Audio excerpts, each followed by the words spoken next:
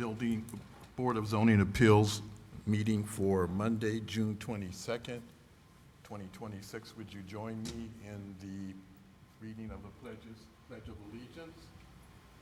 I pledge allegiance to the flag of the United States of America and to the republic for which it stands, one nation, under God, indivisible, with liberty and justice for all.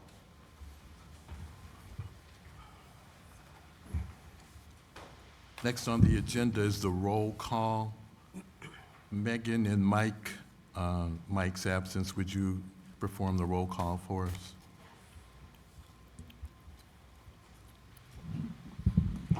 Michael O'Rourke, Tom Corris, Here. Bill Jarvis, Here. Ed Alzewski, Here. Michael Davis. Here. Thank you, Megan. Next on the agenda is the approval of the minutes of April 27th, 2026. Is there a motion for approval? So moved. Moved by Mr. Jarvis. Is there a second? Second. Second by Tom Curris. All those in favor? Aye. Aye. Opposed? Motion passes. Next up on the agenda, our first case. And these upcoming in this first case, it's going to be BZA cases 26-4-21 through 26-424. They're going to be combined together. We will vote on each of these individually at the end of our discussion. Mr. Attorney, are the proofs of publications in order? Notices are all in order. Okay, would you step to the podium and state your name? And you're there, so would you state your name, please? Good evening. I'm James Huss with DVG Team. Office is at 1155 Troutwine Road, representing Family Express tonight. Thank you. I'm going to read this first case, and then you can communicate to us what's going to be going on here. BZA case 26-4-21, 751 Lincoln Highway, Family Express, general location 751 Lincoln Highway, Lot 3, re-subdivision of Von Tobel Addition, Lot 1, petitioner, Family Express Corporation, Patrick Lipt, General Counsel, and Pete Andrian, Vice President of Development, represented by Attorney James L. Weiser, Weiser & Wiley, LLP, and Engineer James Huss, Jr., DVG Team Incorporated. Request a developmental variance as required by ordinance number 2004, Title 17, Section 15, General Lighting Regulations, paragraph E4, purpose to allow overspill of lighting by 0.2 foot candles on the proposed Lot 1 along a portion of the eastern lot line. You can proceed, please. Thank you. And I believe you've already alluded to it. I'll discuss A through D continuously, Sure. if that's suitable. So if you recall, the Family Express development at Klein Avenue US 30 has been before both the BZA and the Plan Commission a number of times for a number of different reasons. In the last month, we did receive our secondary development approval from the Plan Commission contingent on receiving the variances that are before you tonight. And to further jog everybody's memory, I believe it was either February or March, we came before this board requesting, quite frankly, a slew of variances that you were kind enough to grant us that allowed for the development to continue going forward because the variances we identified then were so critical to design of the subdivision and the plat that has since been approved. We did at that time ask for some lighting variances that we had identified first and foremost. And I believe we mentioned back then that while we would do our best to limit those variances to that list, despite the best efforts of lighting designers that know far more about the topic than I, their best effort and design for the subdivision did identify 4 items that, given the lack of green space to put more lights or spread the light around, We do have four, at least in my opinion, very small variances that I'd like to discuss with you tonight and why they are so minor, at which point hopefully you agree with me and grant the variances before you tonight. So I'll walk through them one by one if you'll pleasure me to do so.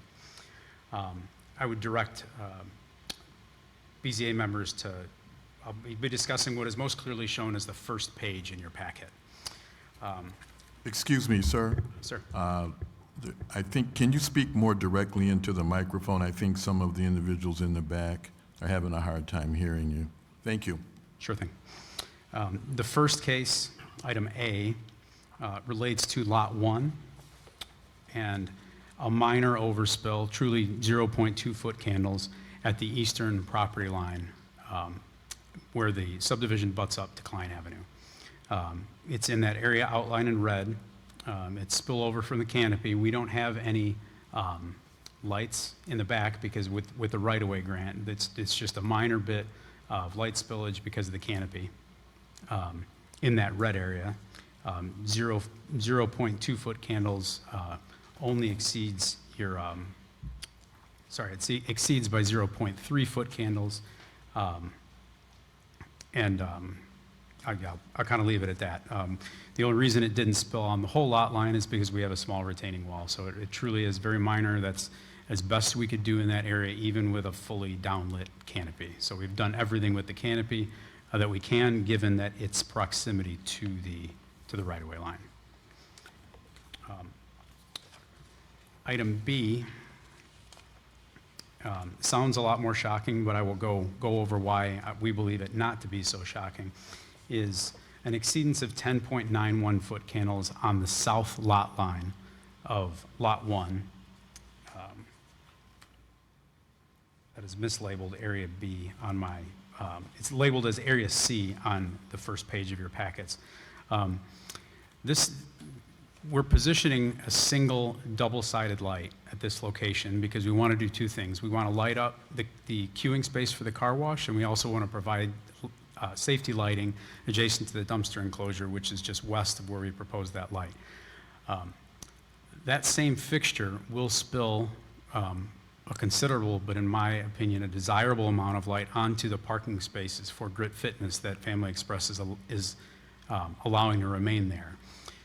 In the previous configuration of this property, when Von Tobels sat there, there was double-sided parking, and there was already two fixtures there that were illuminating Von Tobels' property and the Grit Fitness parking. So I actually think this light and the spillage that we're asking for is actually complementary to Grit Fitness, as it will light an area that they already desired to be lit for their customers. So while the number sounds large, I don't believe we're lighting this area any more than both previous parties desired that area to be lit. The third case, or the third item, is on Lot 3, and it's a 1.49 foot candle exceedance at the property line between Lot 3 and the back of the Grit Fitness building. Proximity of wall packs on that building, there's no fixtures back here, it's just wall packs, does exceed ordinance at that property line. Now, why we feel this is not a concern for anybody is the area behind the Grit Fitness building has no windows, there's no pavement, there's no doors, and there's no expectation, again, in our opinion, that a spillage of light in that area would disturb anybody. And so that's item C. And finally, the fourth and final variance we are requesting is item D. The ordinance speaks to a uniformity ratio, or the uniformness of light in all areas not exceeding a ratio of 12:1. I spoke to the lack of green space on this primarily paved property. We've put the lights we've put in areas that both work for us, but also in a way that does the best we can. If there was an area I could put another light fixture to get the uniformity ratio even further down, we would have done that. But that would have also potentially caused more variances. I think knowing that we have the mass of structures that are going to remain on the property and the blockages and the canopy, I think what we've achieved by getting a uniformity ratio of 15.3 in our plan is actually quite good, given the strictness of the ordinance. So I'm happy to get any more specific, but what I'm trying to stress is care was taken to get as close to the town's ordinance as we believe possibly could, given the uniqueness of this site and subdivision. Thank you. Before we move any further, Megan, would you make a note that Mr. O'Rourke has joined us? And also, would you attach a copy of tonight's agenda to the minutes? Thank you. Thank you very much. So, is there anything from the board at this time? I'm going to bring it back to the board for any questions.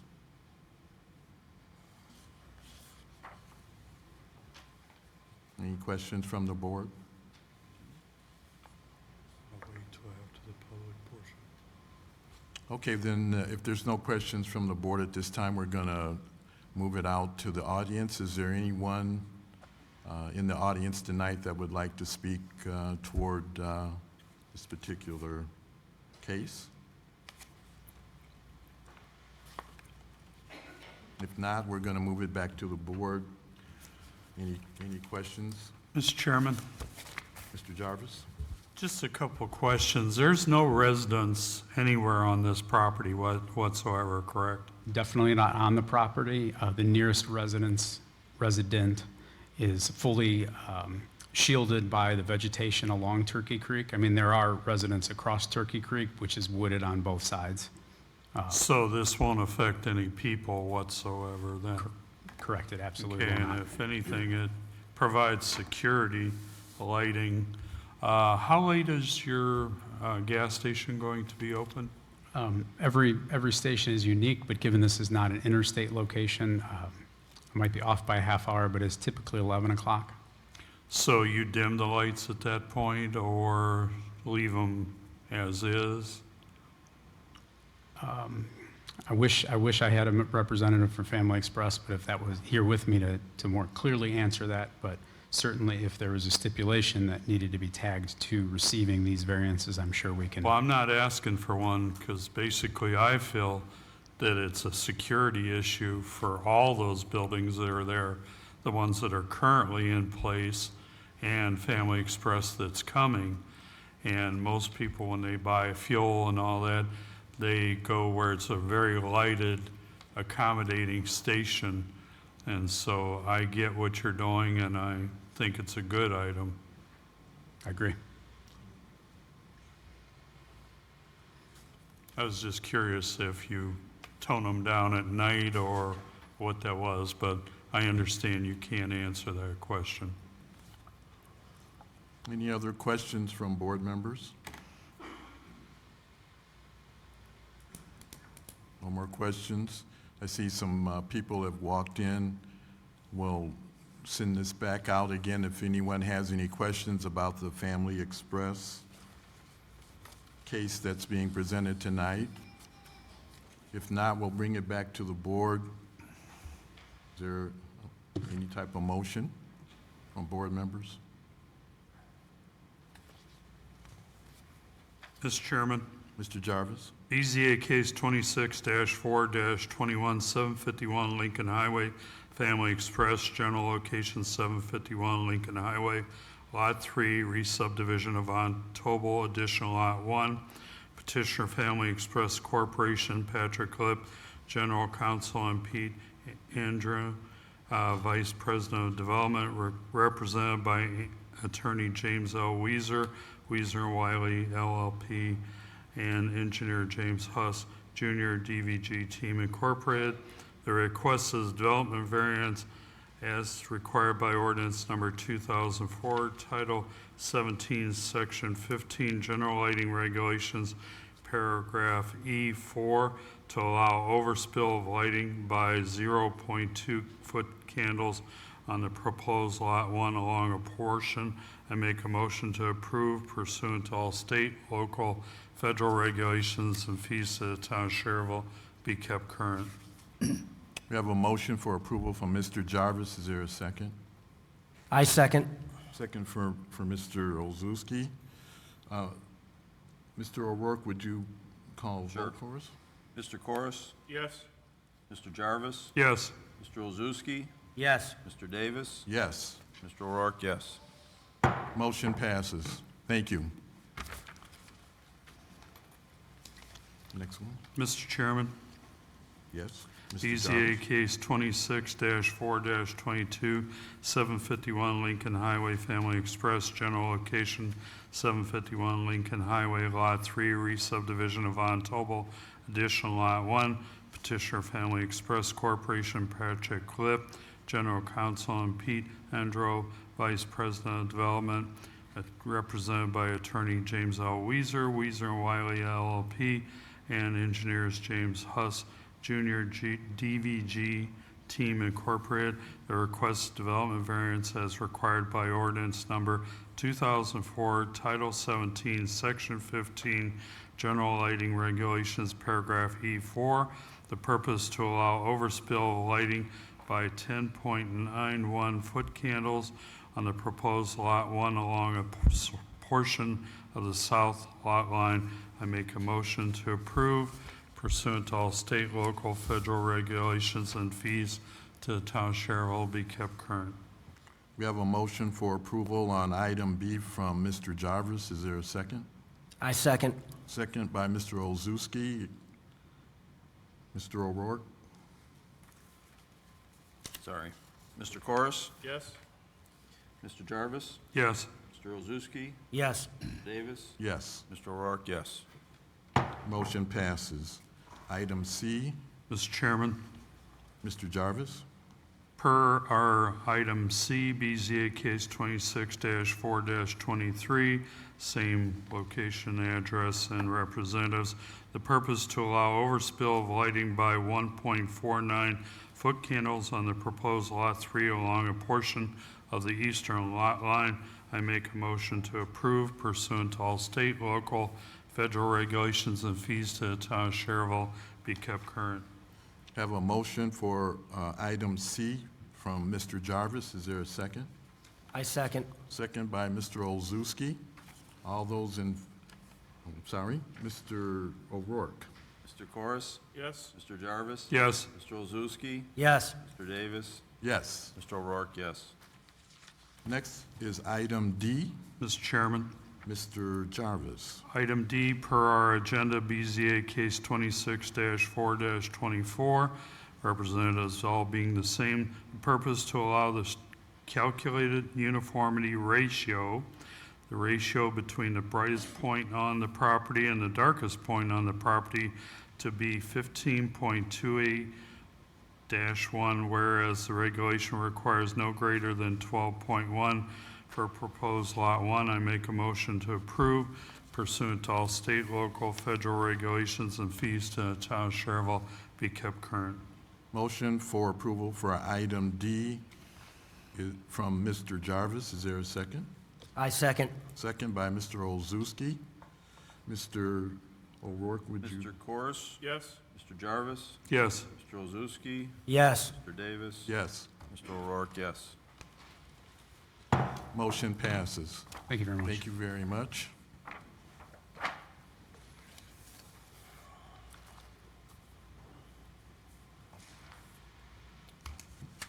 Next on the agenda is BZA case 26-6-25, 990 US Highway 41, proposed 7 Brew Coffee, general location, 990 US Highway 41, Ryan's re-subdivision of Lot 1, formerly known as Wendy's Hamburgers.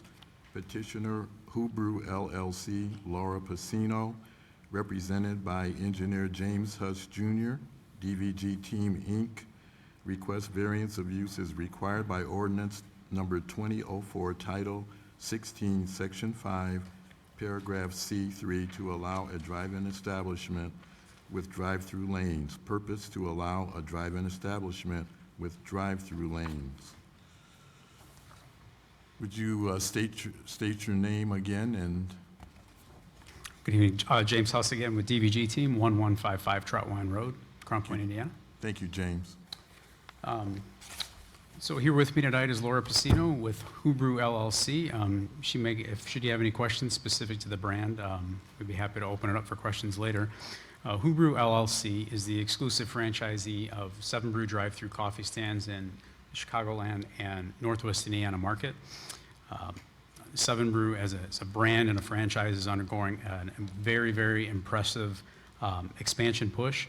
I'm sure you've seen their stands open in nearby communities. They are complete and open for business in Maryville, Crown Point, Dyer, with very soon other locations that I'm involved with in Hobart, Homewood, Illinois, and I'm sure the list will keep growing.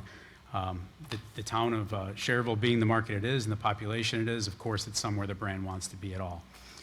The property we're here discussing tonight is 990 US 41. Mr. Huss, can I interrupt you one moment? Yes, sir. I just want to make sure with the attorney of the proof of publication's in order. Notices are all in order. Okay, thank you. Go ahead, Mr. Huss. Sure thing. The property 990 US 41, otherwise known as the northwest corner of US 41 and Willowbrook Drive. This property is essentially the very recently closed Wendy's restaurant that sits in the outlot pocket in front of Home Depot. So the property in question, if we could scroll to the third to last page. That's fine right there. Let me back up in a minute. What are we here asking for tonight?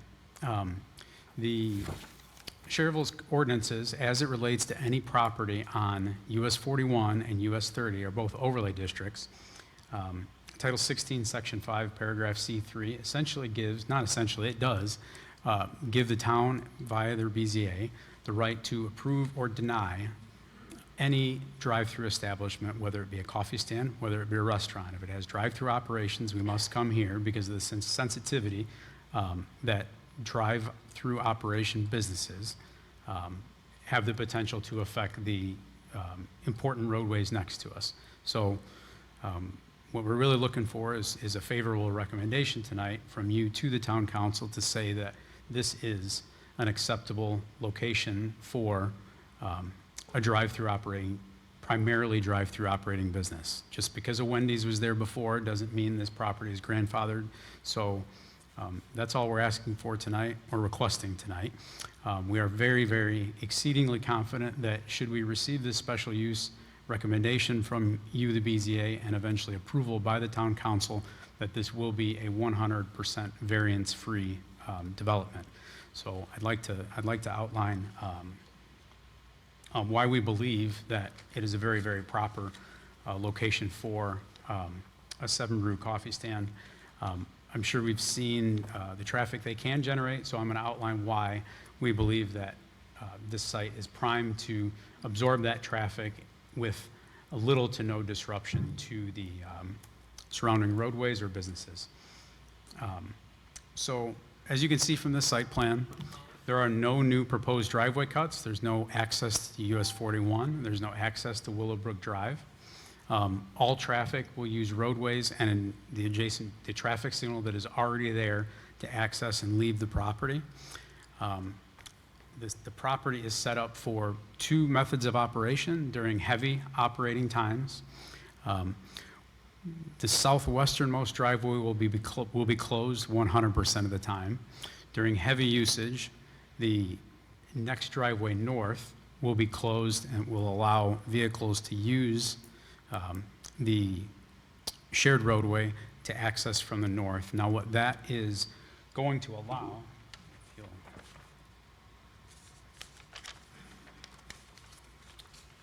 permit me, is it will allow this site on its property to queue up to 49 vehicles. I think we've all heard about the Dyer location, which was not ideal. It was the first to come to market. Since then, Hubrew as a brand is not entertaining anything as small as that at any location for any reason. To give you an idea of the scale of how much more capacity this property has, it can queue without disrupting any of the adjacent roadways, 172% more than that Dyer stand can. And if you entertain queuing in the shared roadway, it can actually queue an additional 13 more vehicles without disrupting anybody else. given that Home Depot has multiple driveways onto Willowbrook Drive. So I think the stacking capacity of the site is prime for the traffic that this business can generate at times. And I think I'll have Laura come up and discuss in a minute how infrequent those times are. And that's the crux of it. The development agreement between Home Depot and this lot is already well established. It was established pre-Wendy's. The band of roadway around there is explicitly called out that everybody has rights to it. So in the small percentage of time that this site would ever queue into that shared roadway, the allowance for that to happen is already in place legally. So there's no sticking points that are really there. Obviously, I touched on the traffic signal before. It has there's 2 outbound left turn lanes. At the traffic signal, there's a single outbound right. Obviously, Hubru wants to be here because of the traffic that already exists on US 41, and this is a prime site for their brand. It's also a prime site, we believe, for the town of Schererville, given that no town wants to see a property vacant, and the best way, and Hubru is ready and able to retrofit this site more or less immediately. Obviously, we'll be walking through Plan Commission and their required overlay meetings, but I think it's a great turnkey way to get a currently vacant property back on the market, generating business, generating products for the residents, and generating taxes in very, very short order. I think that's a win for everybody. That's my prepared remarks. Should you have any other questions that I or Laura can answer, we're happy to do so. Thank you, Mr. Huss. Are there any questions from board members at this time? Mr. Jarvis? Mr. Chairman, Mr. O'Rourke? just a couple questions. You mentioned closing the southwest entrance. How do you do that? So again, the entrance nearest to the dumpster enclosure, that will, just for sake of not wanting to give up access that was already allowed in the covenants of the area, the pavement of the south will remain, but it will be fully gated off. There will be a gate installed. There'll be a gate there. Okay. Now, the one on the west side, but to the north, again, during low flow, people will be allowed to come in that entrance when there's low queuing. When queuing begins to be created, staff, which are numerous at all 7 brew coffee stands, will essentially go and cone that off. What's the gate going to look like? I know you've got drawings of the garbage area. I don't know if, we can certainly prepare that when we get before Plan Commission. At this point, I would simply say metal and colors consistent with the brand. I don't think we've tied that down yet. And this is going to be a new building in that place, on this lot. Yes, this will be, we've actually gotten pretty far into site design. Obviously, we're trying to save as much as we can. You'll see that the outline of the site won't change. But yes, it will be a new building. It will be a complete tear down of the Wendy's with Hubru's prototype building. And then that circle in the middle is just green space? Correct. Okay. That's all. Any other questions from board members? Mr. Chairman, Ms. Pacino, I commend you for your business model. It's unbelievable the amount of traffic that they have.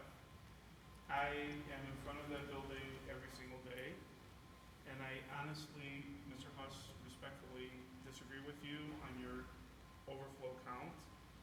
I am very concerned about the traffic in the Home Depot area. I'm very concerned about the light at 41 and the backup of 41 that is already backed up, especially at peak hours, all the way down. I'm very concerned that it is so close to the road, and I'm concerned that the traffic that goes into Home Depot and that area right there between Home Depot and 41 and that one light right there, we're setting ourselves up for a problem. not based only on Dyer, because we all know about Dyer, we've all seen Dyer, but I was looking in Maryville at your spot on 30, right by where Kmart used to be at home, or whatever it's called now, and that has the same issue. And putting this in front of a Home Depot on Route 41, where there's already traffic backed up like crazy before the bridge, I think we're setting ourselves up for a little problem here, respectfully. I don't buy the 49 backup. I don't think that that's gonna happen at all. I think that there's gonna be plenty more than 49 cars backed up in there. So I think we need to, well, we'll look at it at the plan commission level anyway, but I don't want to be rash with this decision, because your model is exploding, and we have to be very careful at that intersection, I believe.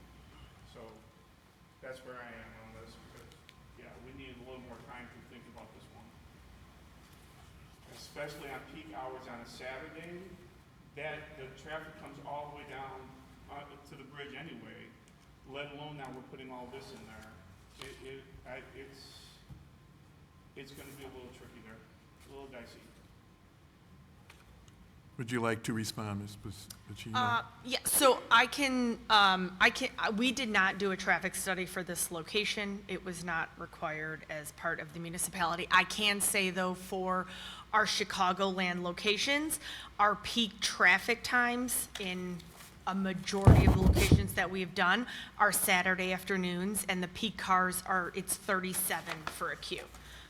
Obviously, grand opening week, swag day, we understand that there will be far more cars. We also have a dedicated traffic control management company who comes on site, as James said, for the second entrance. They will cone off. We will have people standing there directing traffic. Like James said, we're looking at right now a car count of 49 just on our own site. We are more than happy to work with Home Depot and direct people straight north to where I think they have in those parking spaces, their sheds. We can direct cars and queue cars and work with Home Depot on an easement so that we can have additional cars if that is a concern.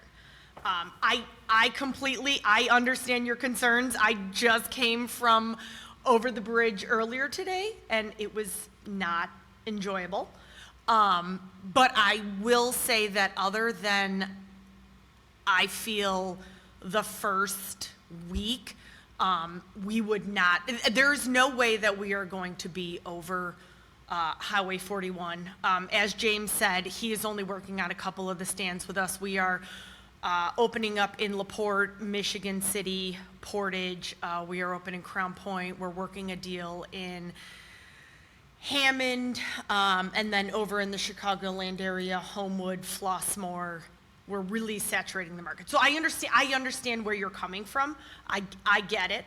But I would say, if we were to work with Home Depot, and even if we kind of came around that ring road, you're looking at 70 cars before we even hit Willowbrook Drive. And again, I'm envious of your model. I honestly am a business person, but you're blocking and Dyer are the two cones that are behind it.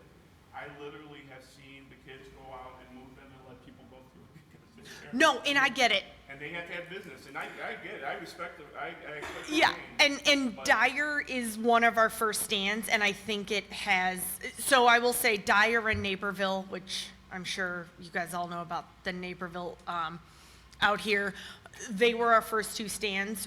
When we first opened up, corporate said stacking of 15 half-acre sites. That did not work in Chicago as relative to Dyer and Naperville. We are looking at stands that have a minimum of low 30 stacking and acre sites. So we are adjusting and adapting to what the market wants.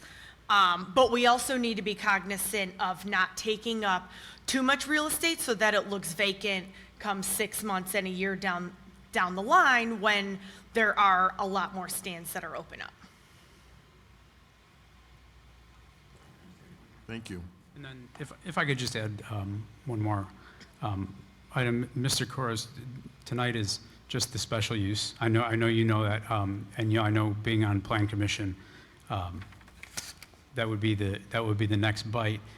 Should that, and given the way the overlay district hearings work, should that be a requirement of the Plan Commission to perform a traffic study at a time that you or others feel is the worst? Obviously, it's at the pleasure of the Plan Commission to make that a requirement of. My only concern, Mr. Hawes and Ms. Patino, is that, yeah, that's what everybody said about Dyer. You know, it's gonna, waning is gonna, just pass it yesterday, the exact same thing was going on. It's not waning. It's not waning in Dyer, and I passed it at, I think, 6 o'clock PM in Maryville, and it didn't look like it was waning at all. And I commend you, 1,000% I commend you, but in that area, so close to 41, I don't know that would be, good. Yeah, and I will say I don't think Dyer will ever wane, again, because just how small the queue is. I think it's 12 or 14 within that zipper line. I live in Hobart. I passed Maryville today at 3 o'clock, and there were 4 cars in the drive-thru. So, I will also say, the Wednesday before the tornadoes, I passed, and there were no cars in the drive-thru. So I will also say, I completely understand. I think it fluctuates on timing. There are times where I go by Crown Point and there can be 10 cars, and then there are also times where there are no cars. But I understand the concerns that you could have, especially during grand opening and the beginning weeks. Thank you for your communication on that. Any other questions from board members at this time? If not, we'll push it out to the floor. Is there anyone in attendance out at the floor that would like to have any communication concerning this case? If not, we'll bring it back to the board. Mr. Chairman, if I may. Mr. Jarvis? Okay. I will give you my input. What we're here tonight to discuss is a drive-through. Understood. But you got 2 members that are on the Plan Commission also here, so might as well hear a little bit of it now.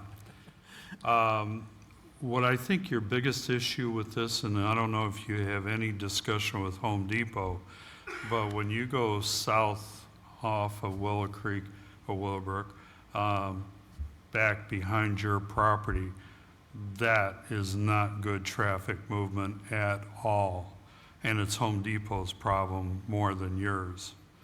If that was straightened up, that would help a lot.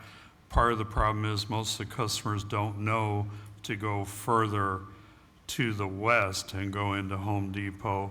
They all go right into your right by your driveway. So I'm giving you input about all that, but you really need to look into this. And I think a traffic study would be called for. I mean, again, you've got 2 Plan Commission members here, so you're going to be facing it, and better you be ahead of the game. And that driveway by Willowbrook there, that should be closed. Sorry, which driveway? Southwest, The first one? yes. Yeah, that one is gonna It have needs a to be gate. closed. That one's gonna have a gate specific to only allow the trash truck to come in and out. Okay, Yeah, there is not gonna be an entrance for because cars. that would be No, horrendous. no, there is no Horrendous. But intention for cars. your biggest issue, if you go out there and look, will be just north of your property, right behind you there. The way it moves around is bad. It's not on your property, it's on Home Depot. But it's going to affect you. Okay. Drive over there, you'll see what I'm talking about. I'm just giving you advice. Okay, no, Has nothing to do with the drive-throughs. no, I appreciate any insight. Any restaurant, any business in today's world is going to have drive-throughs. It's almost mandatory. I get it, I understand it. Can't even function without them. Right. People don't want to get out of their cars anymore. McDonald's used to have place centers non-existent now. But their drive-throughs do well. So I don't think that was a question, but just a few statements. Any other communication from board members? Ms. Pacino, one other thing, just as a side note, I was out there this afternoon. That property is, it's not looking good. It's a lot of stuff around on the ground out there. Is there going to be some cleaning up done there? You know, the town here reflects very well, and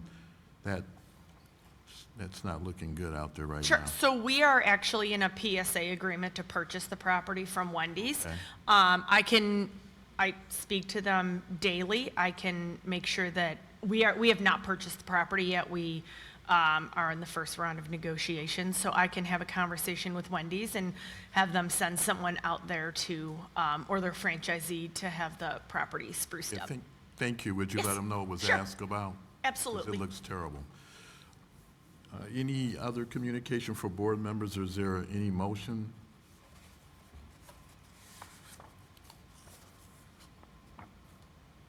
Mr. Chairman, Mr. Jarvis? BZA case 26-6-25-990 US 41, proposed 7 Brew Coffee, general location 990 US 41, Ryan re-subdivision of Lot 1, formerly known as Wendy's Hamburgers, petitioner Who Brew LLC, Hora Pacinco, represented by engineer James Huss Jr., DVG Incorporated.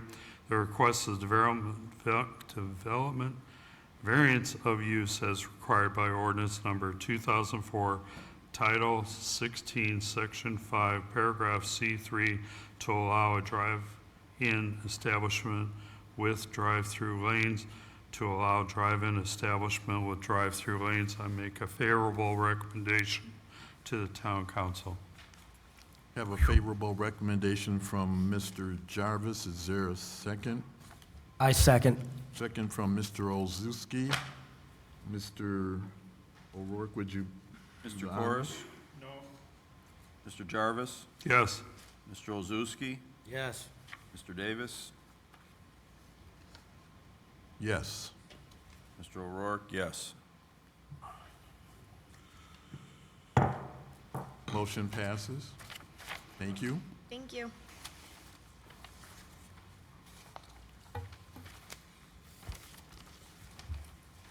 Next up on the agenda, item F, BZA case number 26-6-265050 West Lincoln Highway, Earl's Heating and Air Conditioning, general location 5050 West Lincoln Highway, Johnson's Addition, Lot 1.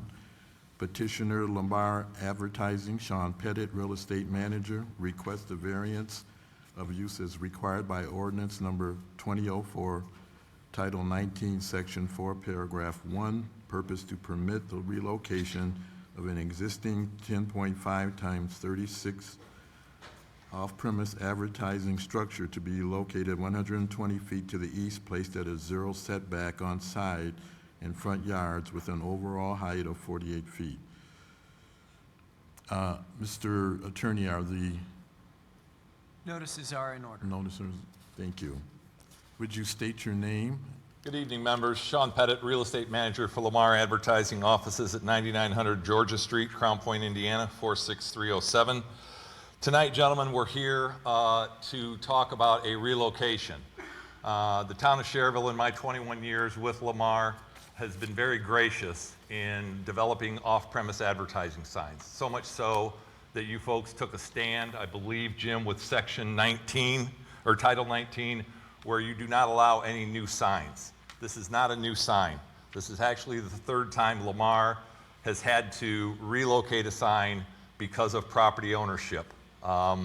You recently gave us one when Ziegler, the Ziegler Auto Dealership, they wanted us to move a sign that was in their driveway. We moved it over to Methodist at your approval.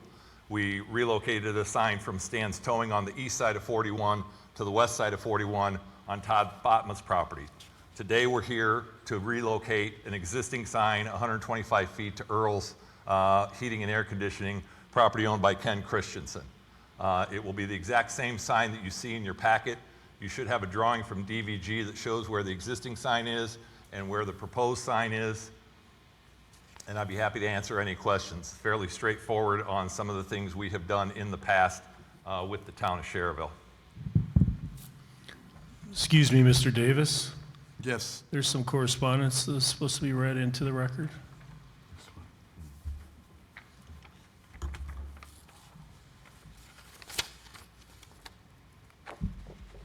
Okay, this is correspondence from Lori Kroslak.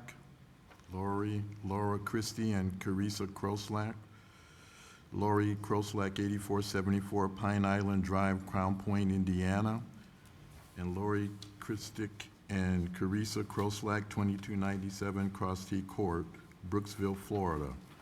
Dated June 10th, 2026, regarding Lamar's request for a variance exemption from the construction permit requirements to remove a billboard sign from 5200 West US Highway 30, Kroslak property, and construct a new outdoor billboard sign structure on property located at 5050 West US Highway 30, Christensen property, set for hearing at 6 p.m. on June 22nd, 2026. Dear Commissioner of the Board of Zoning Appeals, Planning and Building, in this matter currently before you, Lamar is seeking an exemption variance from the requirement to obtain a permit for the construction of a new off-premises outdoor advertising billboard structure. Lamar states that they wish to relocate their currently existing sign 125 feet to the right. However, the information provided to you by Lamar is partially misleading because the current sign on Kroslak property isn't actually going to be relocated. Instead, a new structure is to be built on property owned by the Christensen family. Technically, there is no relocation of an existing structure. That word relocation is being used loosely to garner an exemption to the state, Indiana Department of Transportation prohibition on the construction of new billboard signs on historic roadways. Yet, that is what I think Lamar seeks to do, construct a new billboard sign on adjacent land where there currently wasn't one. See attached a location of current sign on Kroslak property. Background information. For years, Lamar had a lease with the Kroslaks to use only a very small portion of the Kroslak property to erect and maintain an advertising billboard, subject to a small monthly rental payment. Lamar's billboard lease with the Kroslaks expired and terminated in 2025. However, Lamar was permitted to remain on a month-to-month basis. Lamar requested to purchase an easement multiple times, which was also declined by the Kroslak family. As such, they approached the Christensen family, owner of the neighboring property, to inquire about constructing a new sign there since the current situation was not working favorably. As a result, Lamar now seeks to remove or vacate a sign from property owned by the Kroslak family at 5200 US Route 30 and to erect a new billboard sign on adjoining property owned by the Christensen family at 5050 West Lincoln Highway 30. Two different properties and two different property owners. Legal authority. While the Kroslaks take no issue in Lamar removing their currently existing sign from the Kroslak land, their current lease expired and was not renewed.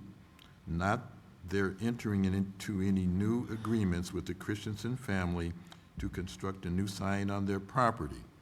We do, however, take issue with Lamar reminding the town of all the past niceties they performed for the town, while at the same time seeking to circumvent a state regulation that prohibits the construction of any new signs on roads designated as a scenic byway.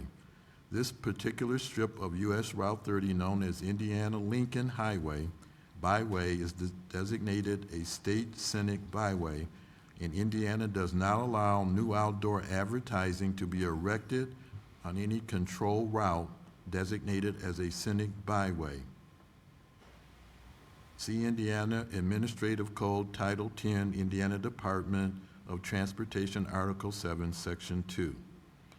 105 IAC 7-4-21D2, Scenic Byways. D, when Indiana road or portion thereof has been nominated for designation as a scenic byway, 2, signs shall not be erected adjacent to that scenic byway. The Indiana-Lincoln Highway, named to honor the nation's 16th president, was officially designated as an Indiana State Scenic and Historic Byway in 2011. Scenic includes limiting distracting billboard advertising signage on the highway so that one can have an enjoyable ride to explore iconic sites and connecting communities. Scenic does not include over-advertising by billboard companies on historically designated roadways without proper notifying the state authorities, Indiana Department of Transportation, and obtaining permitting authorization. While Lamar may argue that they have an exception to this requirement by stating that their existing conforming sign is already adjacent to this road, as of this date that such road was designated as a scenic byway and should continue to be a conforming sign even if they place a new sign on a new site. It does not change the fact that there is no existing sign on Christensen property now. Requested relief. As such, we respectfully request the following. 1, Lamar be required to obtain any necessary demolition permits to remove their currently existing billboard sign from the Crowslack property, and that such removal is done in compliance with industry standards, ensuring that the structure and all underground foundational supports are safely removed and that the site is properly filled and graded, not cut the pipe above ground. 2, Lamar be required to follow any and all sign permit processes to construct a sign on the property owned by Christensen Earls Heating, make up applications and pay the fees, comply with state regulations as well as those required by Title 19, Section 5, sign permit process, and that they comply with such requirements for setbacks, insurance, bond, electrical, permits, illumination, wind loads, etc. Require that any new sign constructed on the Christensen parcel be the required 300 feet setback from where the currently existing sign sits, whether it is later removed or vacated by Lamar, so that it would not interfere with the 300-foot requirement of Schererville zoning ordinances and not be only 125 feet from the currently existing sign that may or may not be vacated or ultimately removed. Title 19, Section 6, H3, entitled Design Standards. Placement of fixed freestanding signs to the ground in a continuous base with a dual pole structure with masonry construction compatible with the primary building on the lot. Freestanding signs shall not be placed within 300 feet of each other. Conclusion, we take no issue in Lamar removing their currently existing sign from the Crowslack land. Their current lease expired and was not renewed. They're entering into any new agreements with the Christensen family to construct a new sign on their property. We do take issue with Lamar reminding the town of all the past niceties they performed for the town, while at the same time seeking to circumvent local permit requirements and a state regulation that prohibits the construction of any new signs on state-designated historical roadways, such as this, the Indiana-Lincoln Highway Scenic Byway. See attached B, Indiana Department of Transportation Commissioner Designation. Thank you in advance for your time and consideration. Sincerely, Christy Crowslack for Laura Crowslack, with a contact cell number that's listed on this correspondence. And carbon copies were sent to the Indiana Department of Transportation, LaPorte District Office, to the attention of Lauren Huffman, the permit manager, who is located at 315 East Boyd Boulevard in LaPorte, Indiana.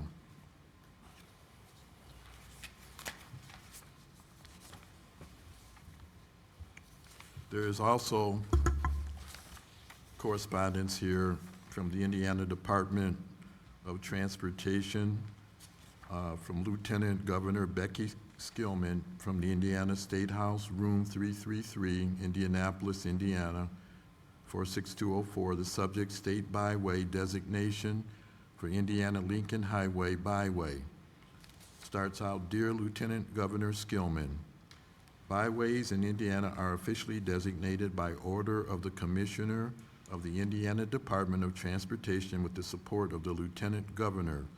After an extensive process that produced a byway application, representatives of the Indiana Lincoln Highway Association are positioned to take the next step. The Indiana Byway Review Committee recommends that the Indiana Lincoln Highway byway, using two alignments from 1913 and 1928 across northern Indiana, be designated a state byway. The 1913 route from the Ohio state line to the Illinois state line through Fort Wayne, Goshen, Elkhart, South Bend, LaPorte, and Valparaiso uses the original alignment that generally follows US 30, US 33, State Road 933, US 20, and State Road 2 to Valparaiso, where it meets US 30 and shares the same general alignment as the 1928 route. The 1928 route from the Ohio state line to the Illinois state line generally follows US 30 from the Ohio state line and then travels on the original alignment through Fort Wayne, Whitley County, Kosciuszko County, Marshall County, Stark County, and LaPorte County to meet the 1913 alignment in Porter County at Valparaiso. The 1928 original alignment only shares a small portion of current US 30, as many cities and towns along the corridor have been bypassed by the newer four-lane highway that currently exists. Based on the scenic, historic, natural, cultural, and recreational intrinsic qualities exhibited within the proposed byway corridors, I favor designation of the Indiana Lincoln Highway 1913 and 1928 alignments as a state byway. I ask your concurrence in this designation. Attached to this letter is a copy of the application with an addendum dated April 14, 2010, a map showing the byway alignments, the byway designation, order of the Commissioner that I will issue, and a byway concurrence form for you to sign and return to demonstrate your support for this byway. Please contact Randall Walters, State Byway Coordinator with the Indiana Department of Transportation, should you have any questions, at his email address of allwalter@indot.in.gov or at 232-5650. Sincerely, Michael B. Klein, Commissioner.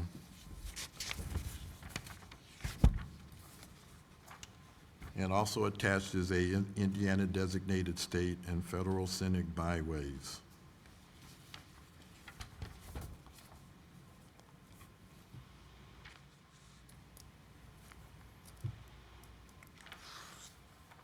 I don't know what to say, Mr. Chairman.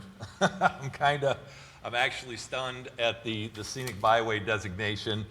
For the members that don't know, I'm also on the Maryville Town Council in Maryville and have been there for 23 years. I know to a T that the scenic byway, the old Lincoln Highway, starts at the Walgreens on US 30 in Porter County and follows our 73rd Avenue through downtown Maryville, picks up with you folks at Burr and follows Joliet all the way back out to US 30 by the old RV place.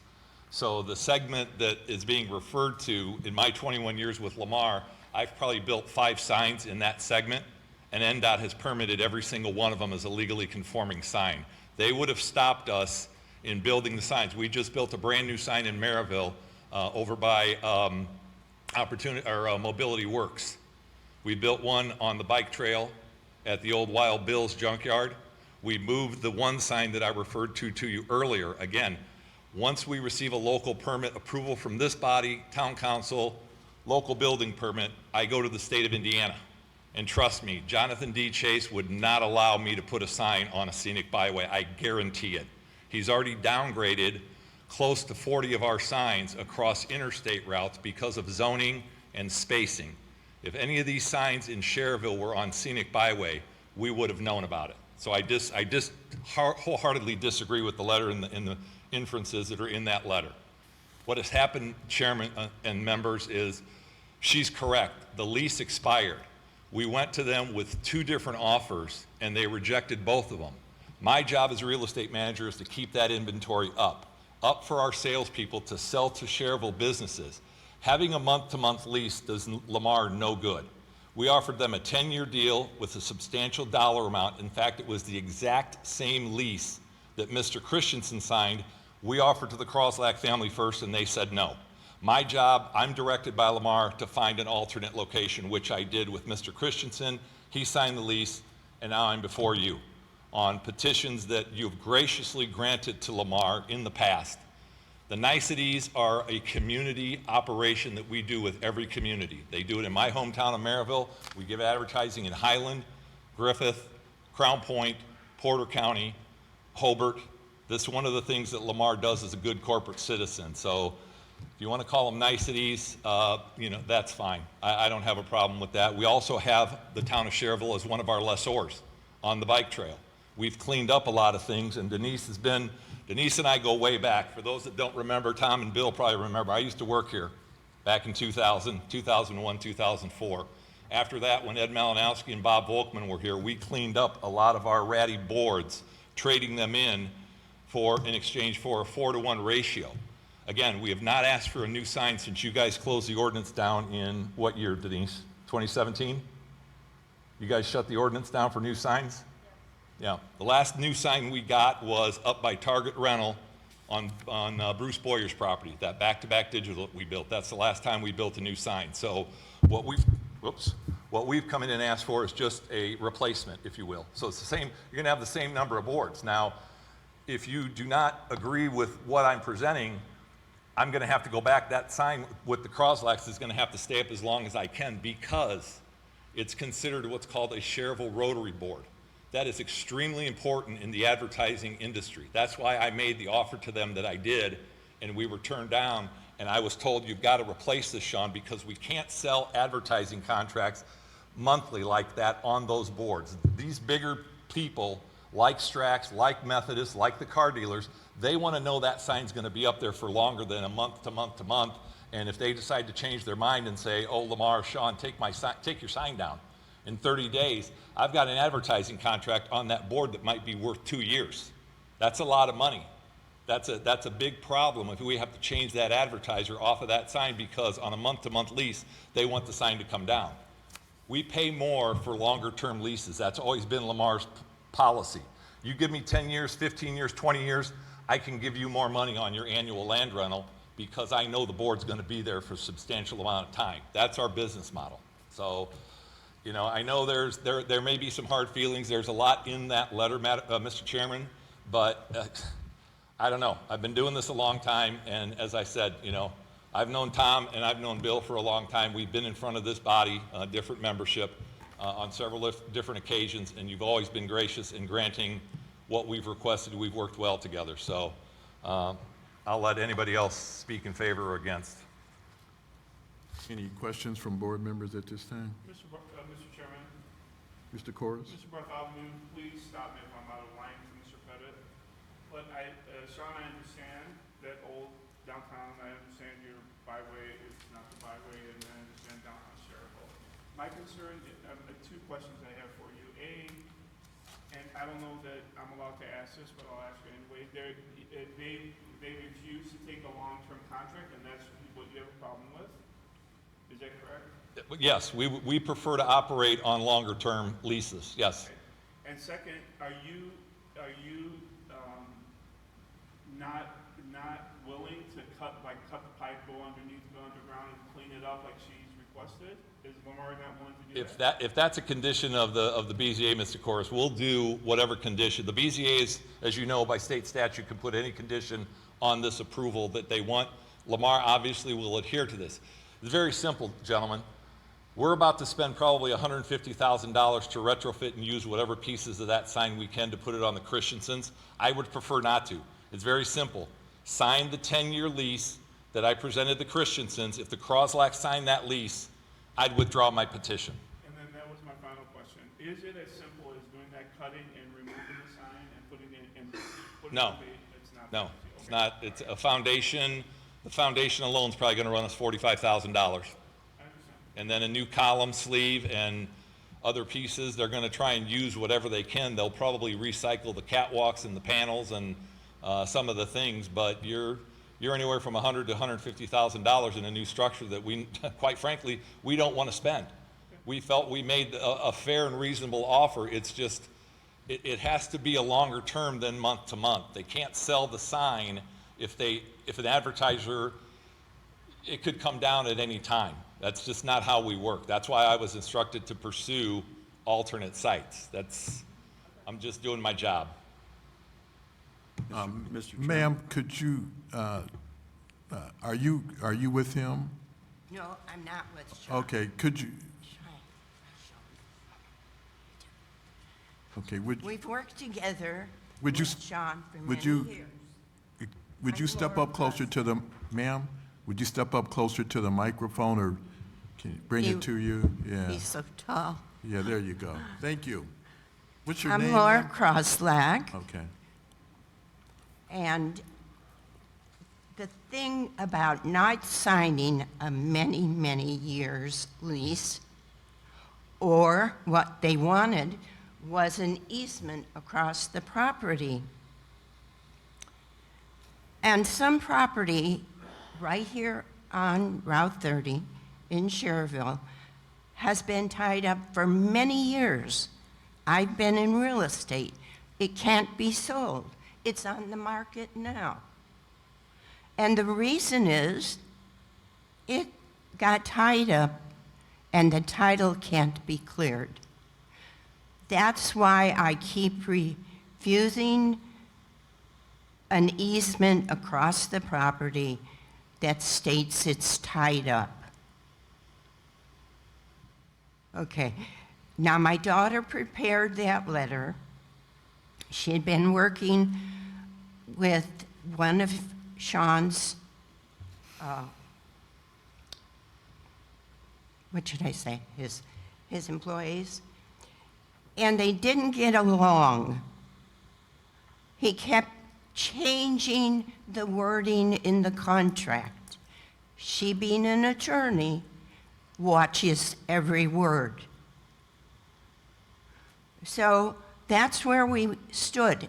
All last year, we didn't have a contract because the two of them couldn't get along. When I never had a problem with Sean, but you can see I'm up in age, and I don't want to tie my property up that my heirs have an issue and it can never be transferred. So we've agreed for now, just on a month to month. And if I was a little older, I would buy more property and put Lamar sign on them. But you can see at 87, I haven't got a whole lot longer. So I've transferred the property to my daughter and granddaughter. And I told my daughter, you must take care of it yourself. And it's been kind of hard because she's in Florida. So that's from my side. If Sean has any questions, this is not the place that we can argue a contract. But I feel going from one place next door is like a slap in the face. after we've been together since I've owned the property. Well, they bought out another contractor's lease. But we never had an issue. But you got to remember, you can't tie a property up by wanting easements on it and changing the wording on our contract, which was good for what, 20 years? I don't know. We've been together a long time. And I just want to mention, they're a good company to work for. But this building right now was put together. My husband, Joseph, wanted it here in town rather than someplace else. So we have worked with the town too. And we had a building, 114 Joliet Street, which was our real estate office. So I didn't want to mention those nice things because they have been instrumental and a good company to work with. But we just can't get over the fact that these properties will be tied up for a long time, and I won't last that long. Do you have any questions? I do have a question, Mr. Chairman. Mr. Curtis? This is a legal question. If you sold the property, Mr. Bartholomew, can't that be contingent that Lamar can't build on there anymore, or is that, since the Crowflex aren't the owner anymore? Well, if she sold the property, she could place deed restrictions on it about what could or could not be done with the property. Those would be private agreements, though. Right. I think we just have to be careful in the consideration before this board to keep in mind that, you know, the only thing that is before this board right now is the variance of use for the proposed use that Lamar has given. The contract negotiations between the parties are entirely private, and if Lamar wants to move, you know, that's their call, so to speak.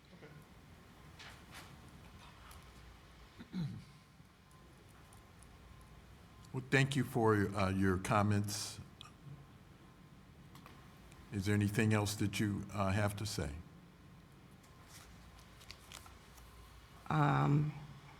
No, I don't have any more Okay. things to address. I think at this point, I should talk with privately with Sean, because we didn't have much luck with his employee. And maybe I won't have much luck with him. But removing that sign, I don't know if it's even a distance of 300 feet, but removing it, I have no plans on selling it. It will go to my family. And I know what they will do. Since they cannot manage here, they'll probably invest in something in Florida. And I would hope that we could continue with them in Florida, because there's lots of Lamar signs in Florida and all over. Okay, well, thank you very much for But your I comment. rather do object to this moving of the sign, because, you know, that was rather a shock that they would move and put in that expense just to show me they could do it. Thank you so much. Thank you for your comments, ma'am. Are there any additional comments from the board? If not, we'll push it out to the floor. If anyone else has any communication they would like to make toward this, Mr. Chairman, Mr. O'Rourke?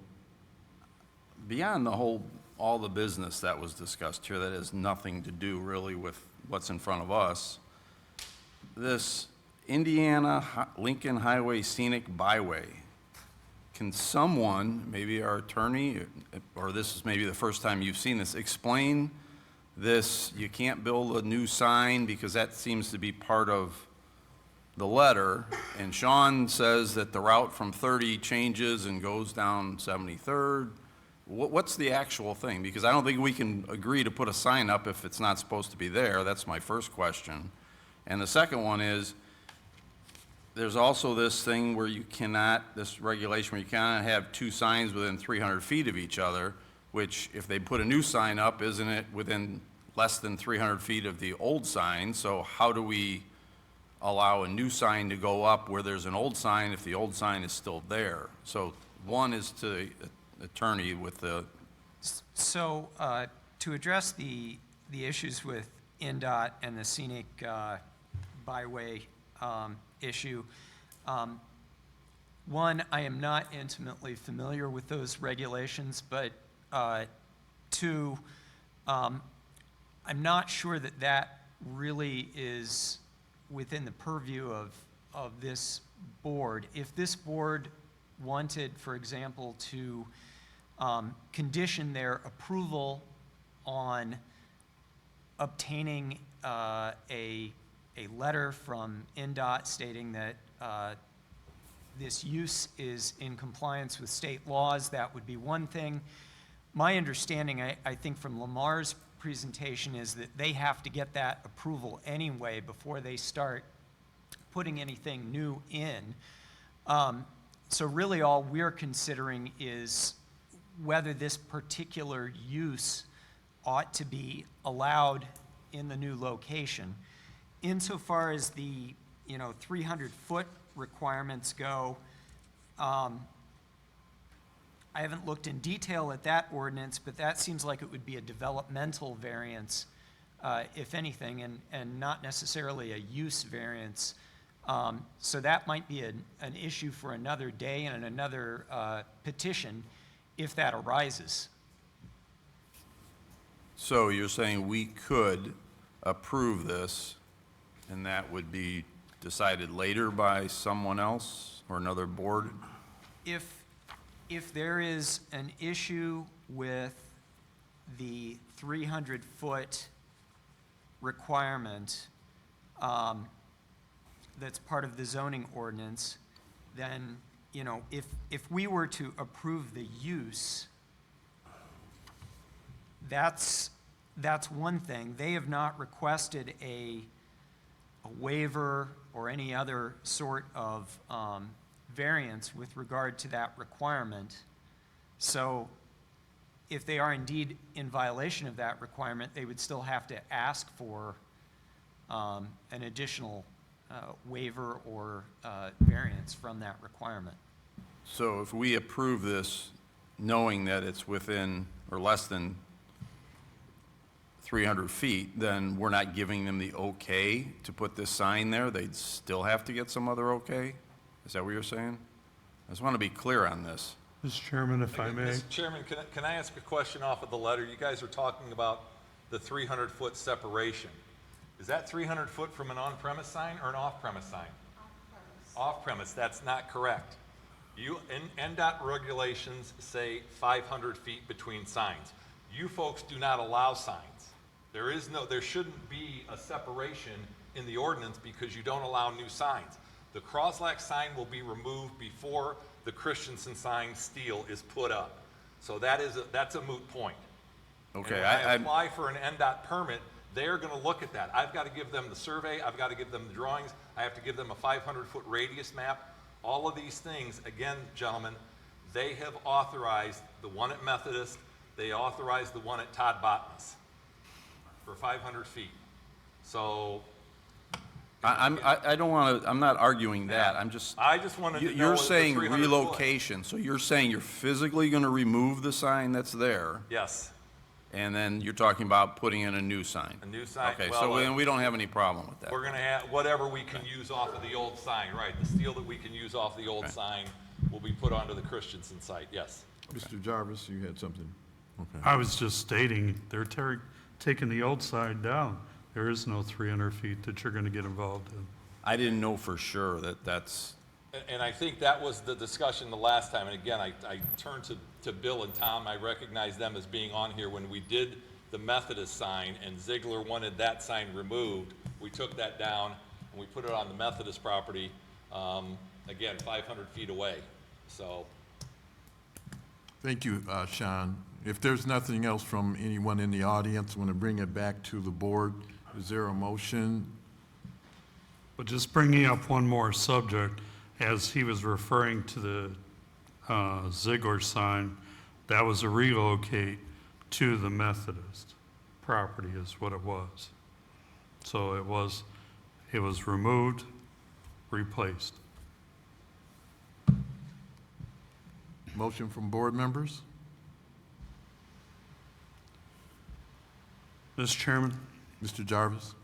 BZA case 26-6-26, 5050 West Lincoln Highway, Earl's Heating and Air Conditioning, general location 5050 West Lincoln Highway, Johnson's additional lot 1, petitioner Lamar Advertising, Sean Pettit, real estate manager, request variance of use as required by ordinance number 2004, title 19, section 4, paragraph L, purpose to permit the relocation of an existing 10.5 by 36-foot off-premise advertising structure to be relocated 125 feet to the east, placed at a 0 setback on the side and front yards with an overall height of 48 feet, and make a favorable recommendation to the town council with the stipulations that you remove the current sign all the way down, so it's out of there, off their property,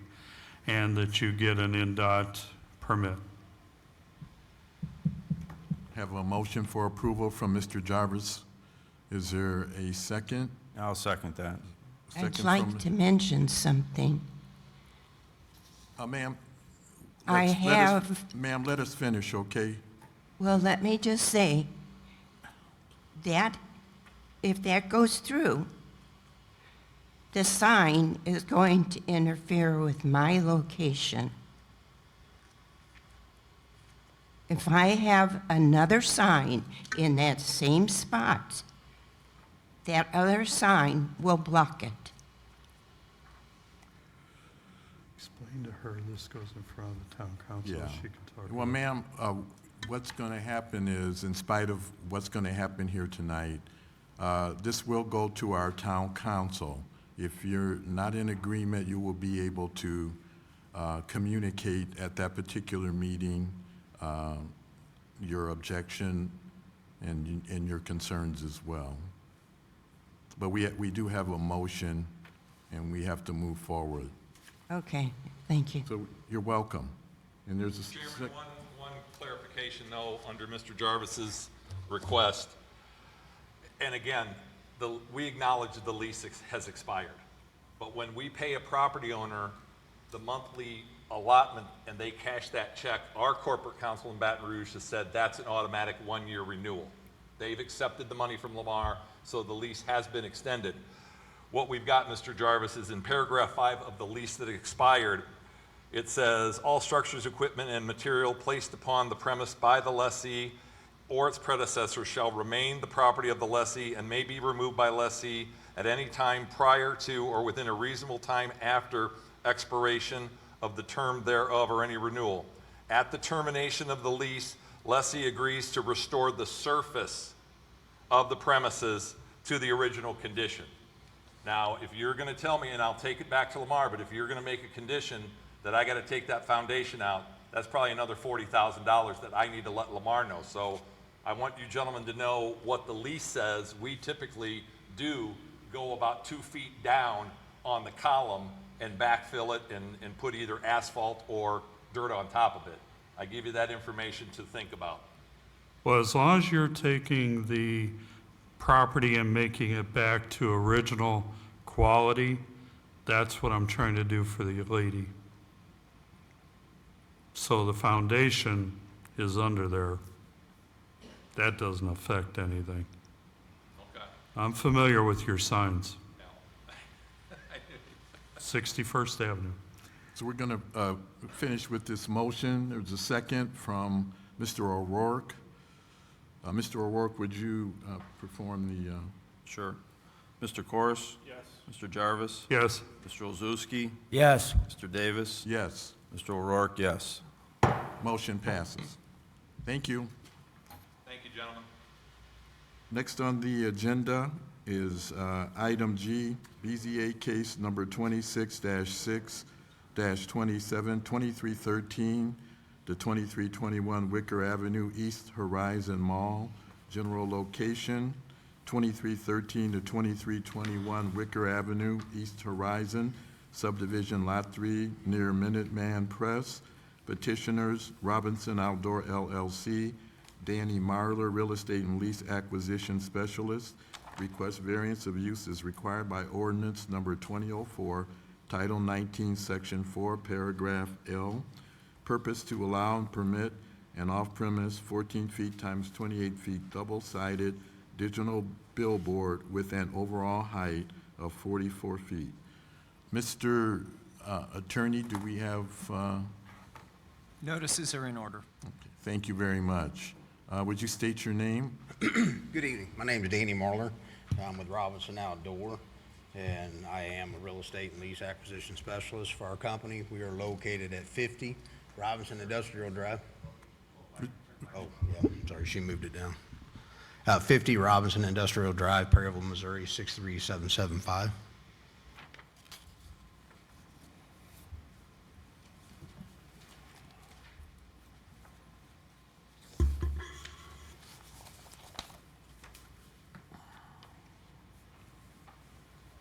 Go Are we ahead, ready to sir. proceed? Okay.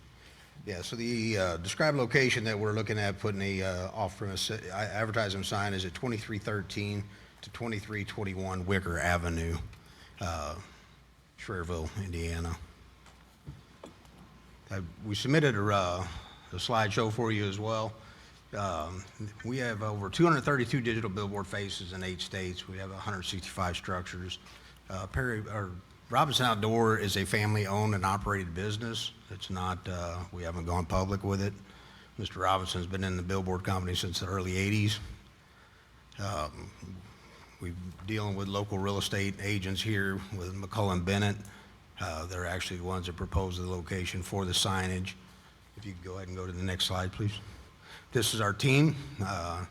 It's all for sales, permitting, and then we also have 3 other real estate agents out there as well. Top left corner is Mr. Robinson. He's the actual founder of the company. Your next slide, please. These are the 8 states that we are currently in at this time, and we are growing. Go ahead, sir. One of the things that we do a little bit different, and I know Mr. Dunbar does the exact same thing as we do as well. We actually have developed a company or a program. It's called the Community Benefits Package. Each and every one of our billboard digital faces that we have, we allow the city to utilize any vacancies on our billboards at any time. We don't have an answering machine at our company. You call our phone number, you get a person, live person. Mr. Robinson will never have a machine to answer our phones.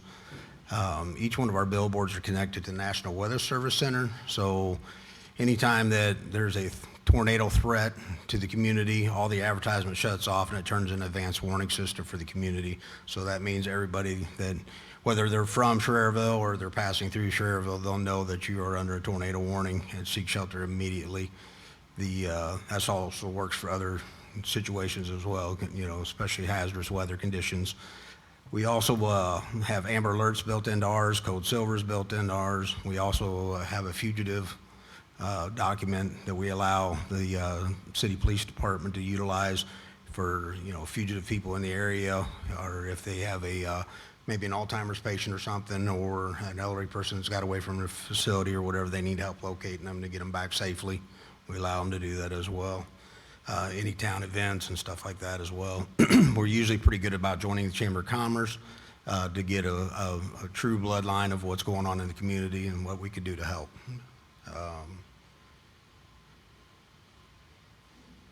Does the board have any questions for me regarding these? I have a question for Yes, sir. you, Danny. Is this sign going to be placed between the Minuteman Press and Broncos?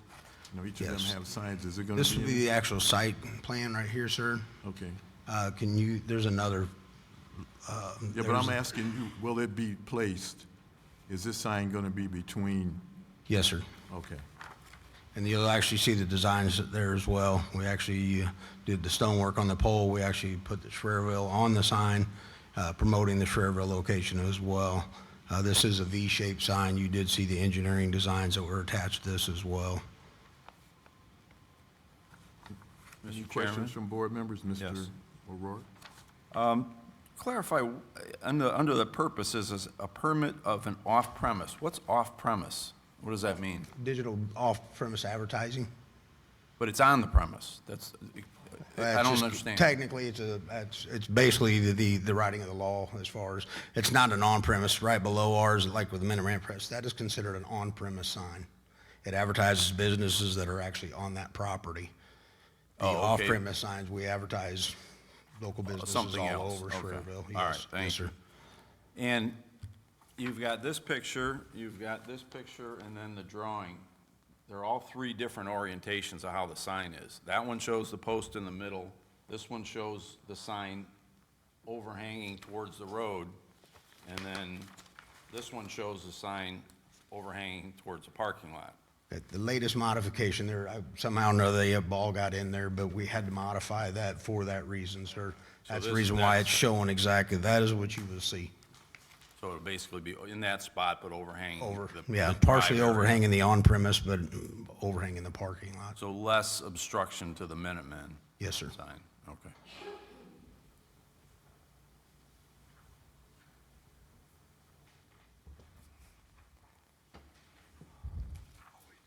Again, that was one of the original. Any other questions from board members? If not, we're going to push it out to the floor. Any questions from anyone? Yes, would you step up and state your name, please? Hi, thank you. My name is Erica Mancuso. I live directly behind in the cul-de-sac. So my questions are, what is the maximum brightness of the sign at night? Like, have you done studies of the light that's going to affect? I mean, there's properties 100 feet away from this. So our backyards, and I've got others in the same cul-de-sac that are here that we have big concern about this. We have some vegetation behind the fence line, behind the businesses, but I mean, in the winter, that vegetation is gone. We already have a non-digital billboard that's several yards away, and you know, we can see that illumination from our backyards. And this, I mean, being a digital, how often does it change? I mean, is it going to be consistent changing of the lights flickering? How bright is it going to be? You know, a lot of concerns. It just minimizes our residences. Like, this is not a commercial, 100% commercial area, considering we have a neighborhood directly behind where the sign's going to be, and it's going to be towering over those trees. Mr. Marler, would you step up? Could you address her concern? I appreciate the concerns for the surrounding residents as well. Each one of our digital billboards they're attached with a auto dimming system. So even on an overcast day, the sign will automatically dim itself down. We follow all state and local guidelines as far as the pixels that are, that illuminate there. One other question she had is about the flashing and all that stuff as well. These are regulated by the state, especially with being on the 41 corridor there. There is no motion allowed on those signs. And the signs themselves, I'm sure people have seen them in other areas, and Lamar has several in the area as well. The sign changing is instantaneously. And as you can see by the engineering structures, we actually V our signs outward, so there's nothing emitting toward the rear. It's kind of more or less like a computer screen. If you look at it from the side, you can't read it. You'll only be able to see it from the motoring and roadway. But again, they do have the auto dimming systems on there as well. There will be no light illuminated toward the rear of the signage. I believe I covered everything. Yeah.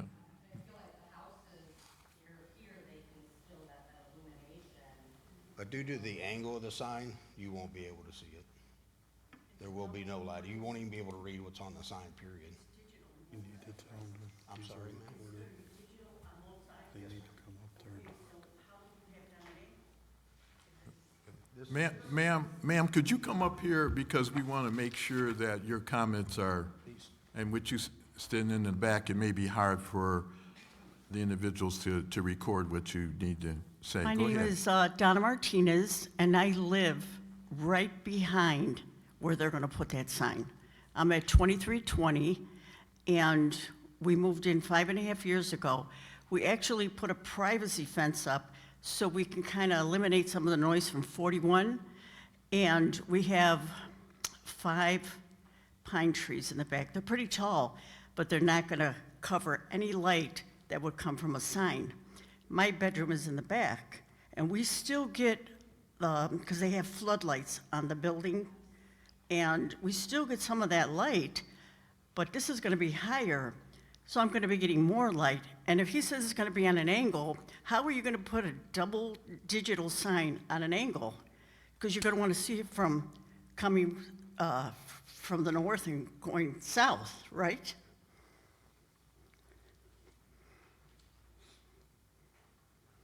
I believe you could see the angle of the sign there. See, it's V-shaped? Mm-hmm. And your house is directly Right behind. behind the south portion of that building. Yes. Right. I can't answer whether you'd see the light or not. And is it 100% guaranteed that that light's not going to shine into our houses?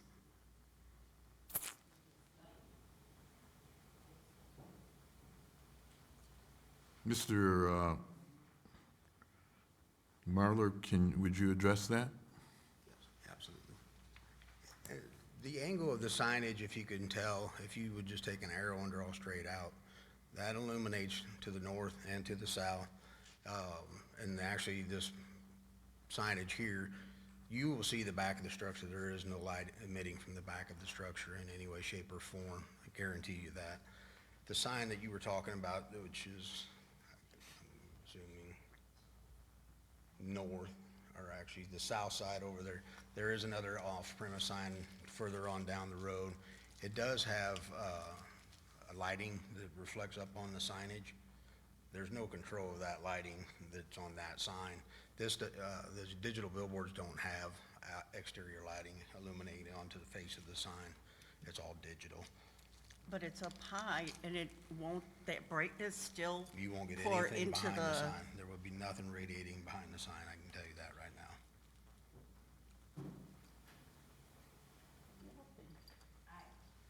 Can there be like a digital study done? I've seen those done, I mean, I deal with permitting Absolutely. 24/7. And they actually design it, there's actually, from Echo Signs, where we get all of our digital signs from, they actually have billboard digital faces that are actually have protections on them just to make sure that there's no emitting light coming from the back. Yeah, Which, can't hear you, Mr. I'm sorry. Marler. And I moved also, over. anyone in the audience that wants to say something, we need you to come up to the podium.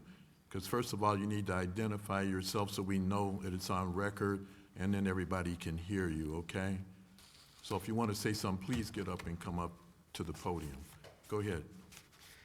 as I was saying, the, from Echo Design, they're the ones that we use their signage as well for all of our sign structures.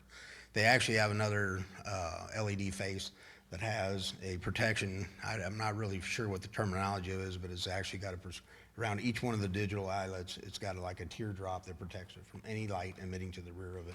If that's something that we would need to have to do, it takes away from the pixels of the sign itself. It's a higher resolution. It's not as clear of a quality of the signage that we have here at this particular time and place. So that is something we would consider if need be, but I can assure that there's no lighting going to illuminate toward the rear of that sign, period. Mr. Marler, one thing, what was made in the decision of wanting to put this sign in this location? Because there's already existing signage in that, that's lined up there off of 41 in that location. And that's why I asked you that question in the beginning, was the sign going to be between the Minuteman Press and Broncos? Yes, sir. Yours is, so it's like 1, 2, Well, one of the main reasons is I know you guys were talking about a while ago about the scenic byways and Lincoln Highway and all that. Highway 30, Schererville is very well protected by NDOT as far as Highway 30. Oh, excuse me. Highway 30 is a scenic byway.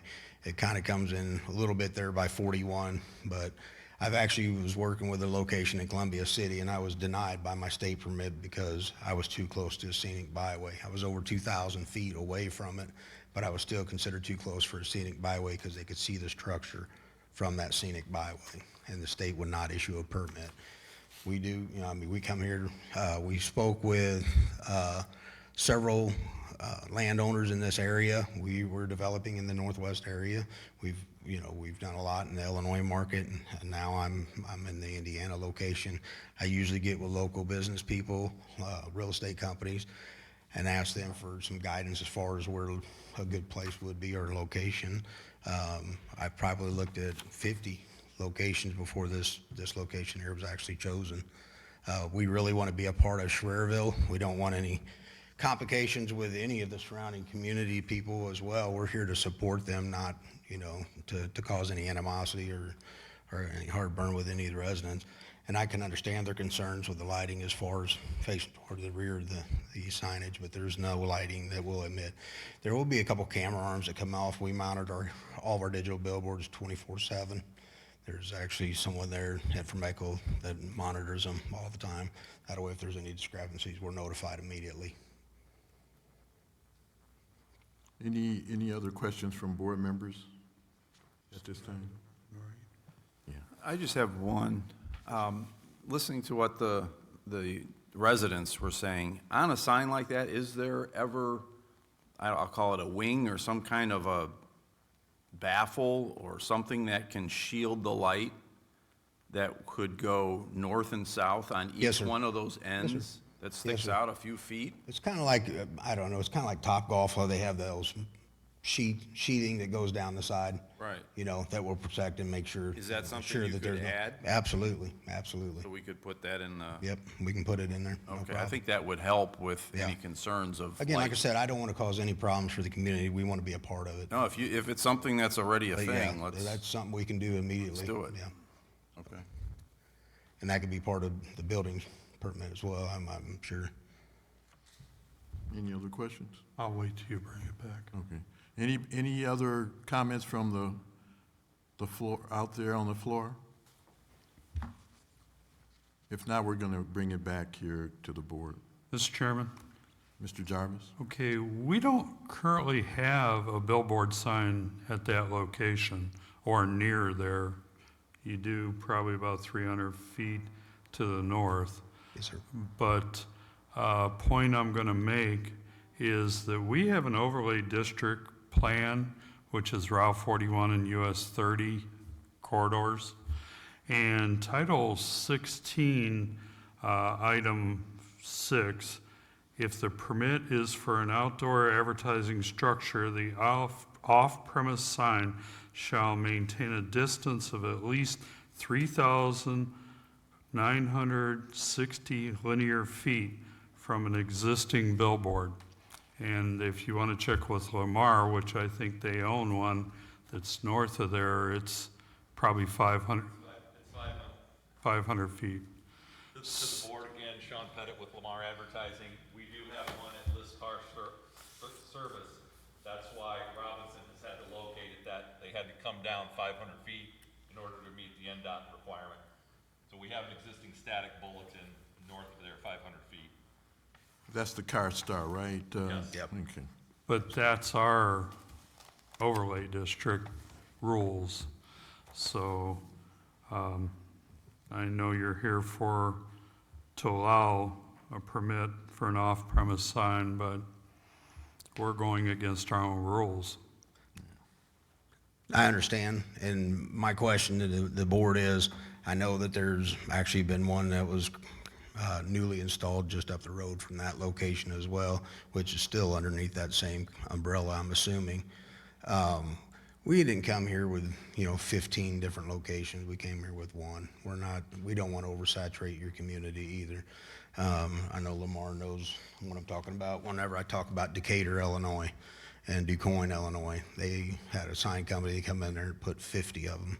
They put them in the residential areas. We're not those people. They're not those people.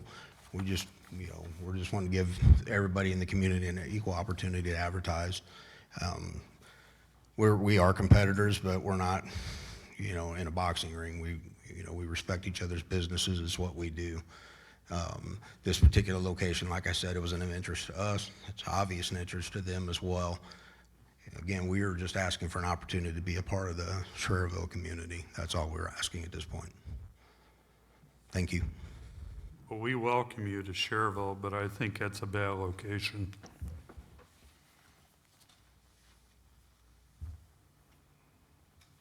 Any other comments from board members? If not, is there a motion?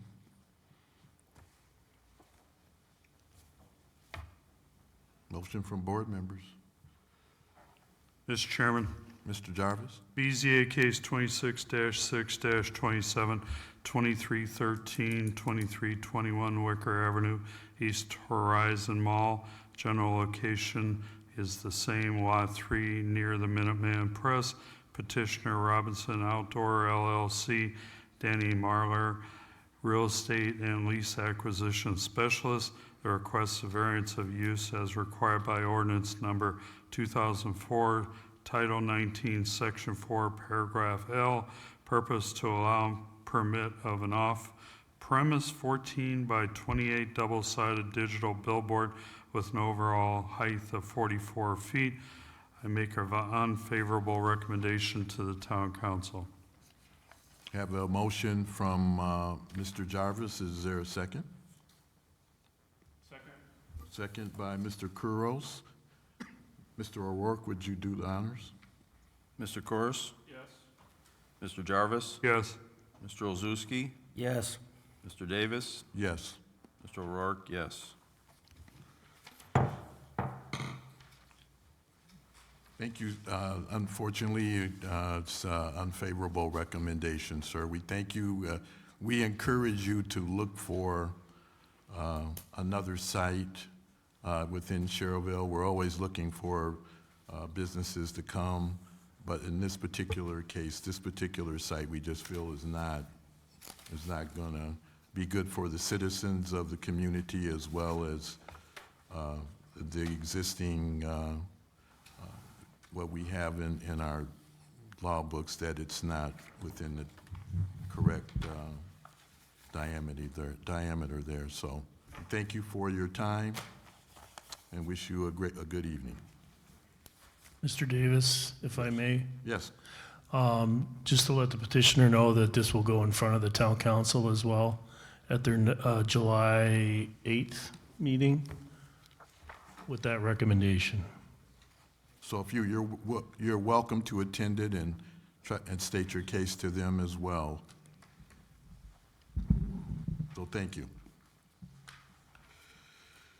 Next on the agenda, item H, BZA case number 26-6-28, 1906 US 41, Suite D, proposed swig soda.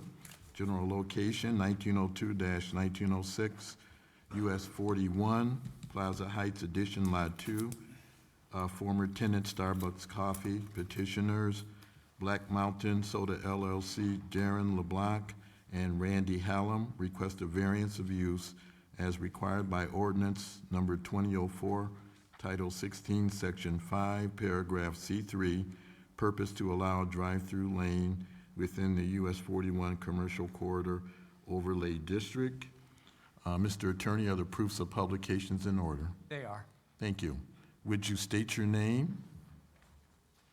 My name is Rick. Can you hear me?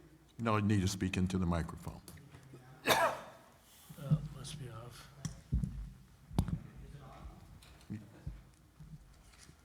It should be on.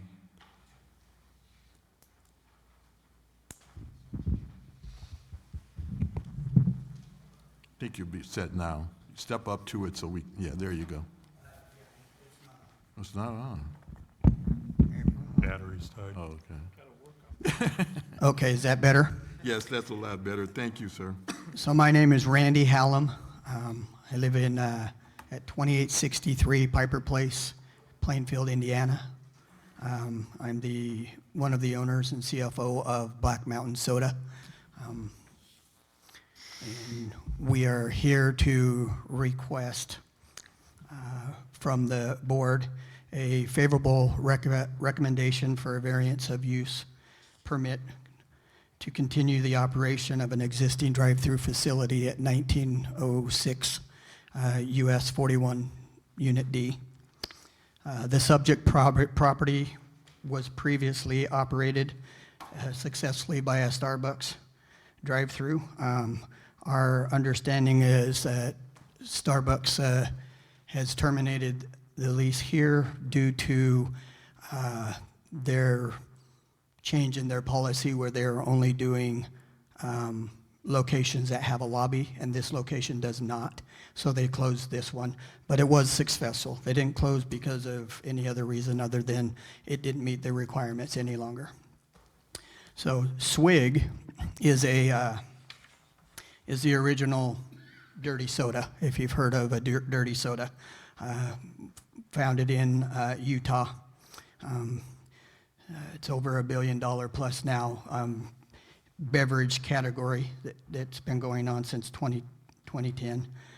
We serve a variation of 1,000 different types of soda, Pepsi, Coke, mixed with syrups and creams and fresh fruits just to enhance a soda. There are currently over 120 locations throughout the U.S. With a in progress for development pipeline now of over 500 more. Our group, Black Mountain Soda, we are Indiana. So any location that is being built and constructed in Indiana, that is us.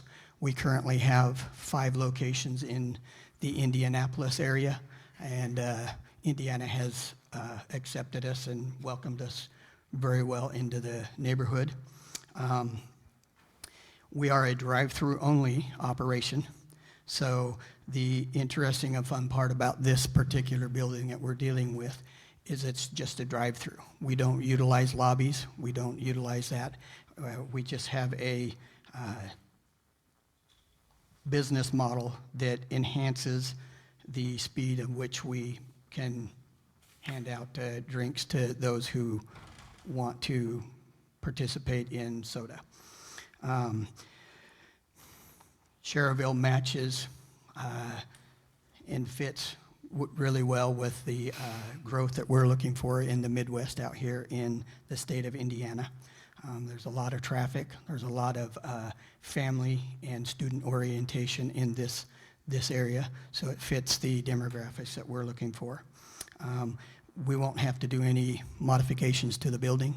We just add our signs, add our equipment inside, and we'd be ready to open to the public quickly. Obviously, the issue we're dealing with here is traffic.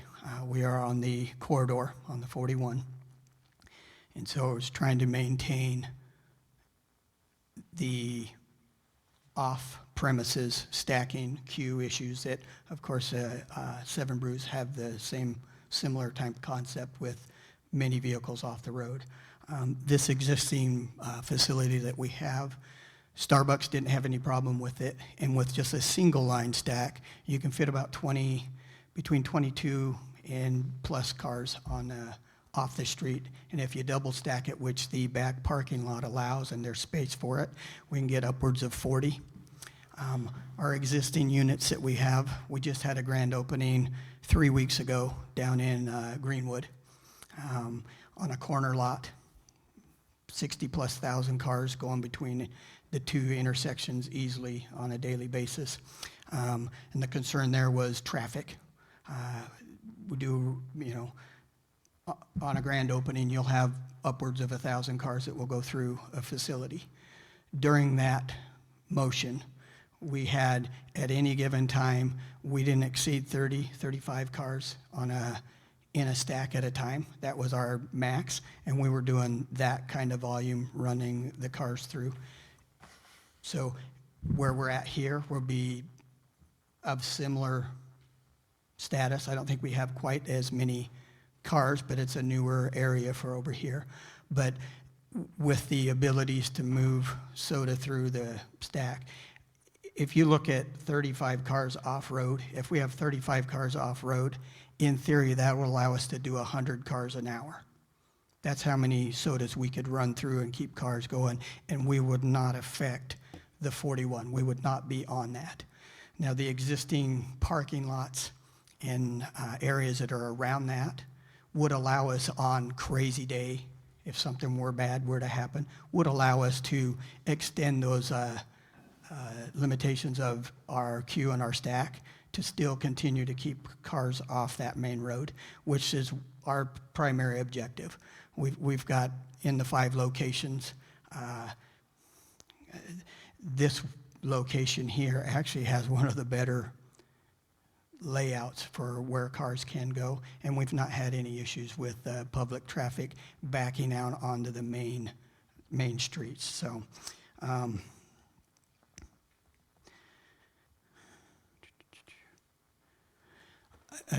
can you go to I think it's the 4th slide? So that just shows the potential. The yellow squares are cars and the orange ones are cars. So that would be your single stack or convert to a double stack. And you can see that there's parking lots to the south. That entrance on the other side, we haven't even touched that. And there's an existing I don't know what they're doing with that building. It doesn't look like they're demoing or anything, but it's non-usable. But they have a whole huge parking lot. So currently there wouldn't be any issues if we had to reroute that direction to utilize any parking in that sort. But we don't anticipate that. But it just shows that there's a lot of off-road that we wouldn't be affecting the 41 at all with what we've got going on there. So we're excited to introduce SWIG to the northern side of Indiana, and are hopeful that you guys will give us a favorable recommendation. Any questions? Any questions from board members at this time? Mr. Chairman, the only question I have, we visited the stacking and everything for Starbucks very recently, so I'm very confident in that. Is there food involved, sir, or is it just soda, or as far as waiting, is there? So soda is the main ingredient. The only other items that we have are pretzel bites and cookies. And they're all pre-made, so there's nothing that we have to go back in bakery and cook and do all of that. It's all pre-made and gets handed out at the same time. So it allows for rapid service, yes. Okay, thank you. Any other questions from board members? I'd like to push it out to the floor. Any questions from anyone out in the audience? If not, we'll push it back to the floor. Just one question, Mr. Hallam. The challenge of coming out of the facility when your customers are heading north, what kind of thought did you give into that in selecting this process? You know, you come out with that traffic going north and south on 41. If someone has to cross to go over heading north, that could cause some backup for you at times. Was there any thought given into that when you made the selection of this site? Well, knowing that there's no traffic lights or anything right there, it goes beyond our abilities to go in and add a traffic light to try and help there. But what we've done on our other locations when we run into that problem, we go out and manually direct traffic. You tell them, you're going right. You got to go south, get the next turn, and come back north. That's the best you can do. Or they go west and come back out on the other side, right? So there are ways to get around. That's not the only exit that you can take. They can get around that. Don't anticipate a lot of problem, but yeah, we have explored a little bit. Thank you. Any other questions from board members? If not, is there a motion? Mr. Chairman, Mr. Curris? BZA case 26-6-28.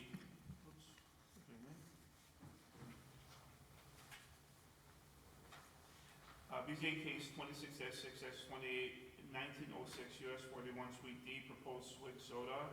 General location 1902 through 1906 US 41, Plaza Heights Edition, Lot 2, former tenant Starbucks Coffee. Petitioner Black Mountain Soda LLC, Darren LeBlanc and Randy Hollum, request variance of use as required by ordinance number 2004, Title 16, Section 5, Paragraph C3, to allow a drive-through lane within the US 41 Commercial Corridor Overlay District.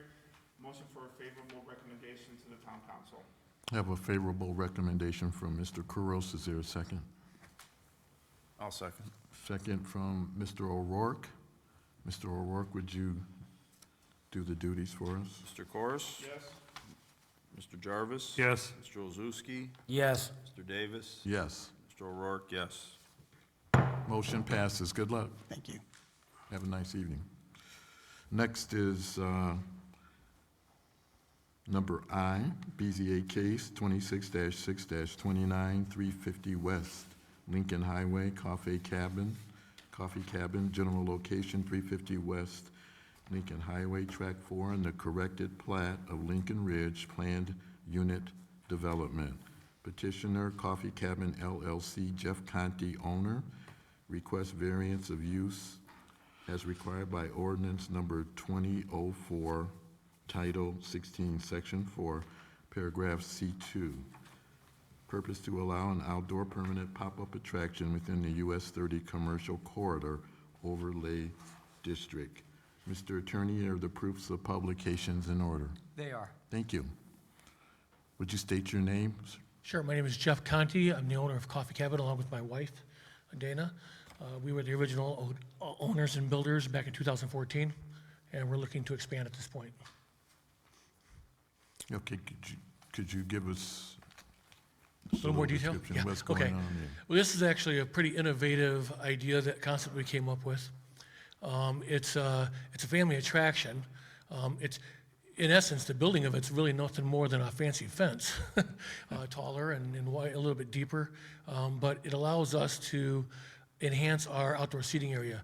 It's funny, today you have a lot of coffee shops in here or beverage shops talking about drive-through.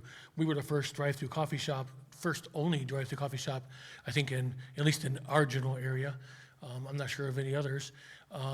And that hasn't really worked out great for us in our location because we're not located in a busy shopping center. We're obviously on 30 and we're hitting the westbound lane, which is what we tried to hit for commuter traffic. It turns out that about 65% of our customers are within 5 miles of us, so we're not really hitting the commuter traffic as much as we're hitting the local people right in our immediate area. And this particular expansion will allow us to create basically a little town square, a little village town square. We're still working on what we're going to call it, but it basically enhances our outdoor seating area, and it will allow customers to come in. There may be a fee charged depending on the season because we really think it's going to be busy 9 months out of the year. We'll close down in January after Christmas, and we open again in the spring. But by the way, the whole coffee shop will stay open. The coffee shop is still the main use of the business.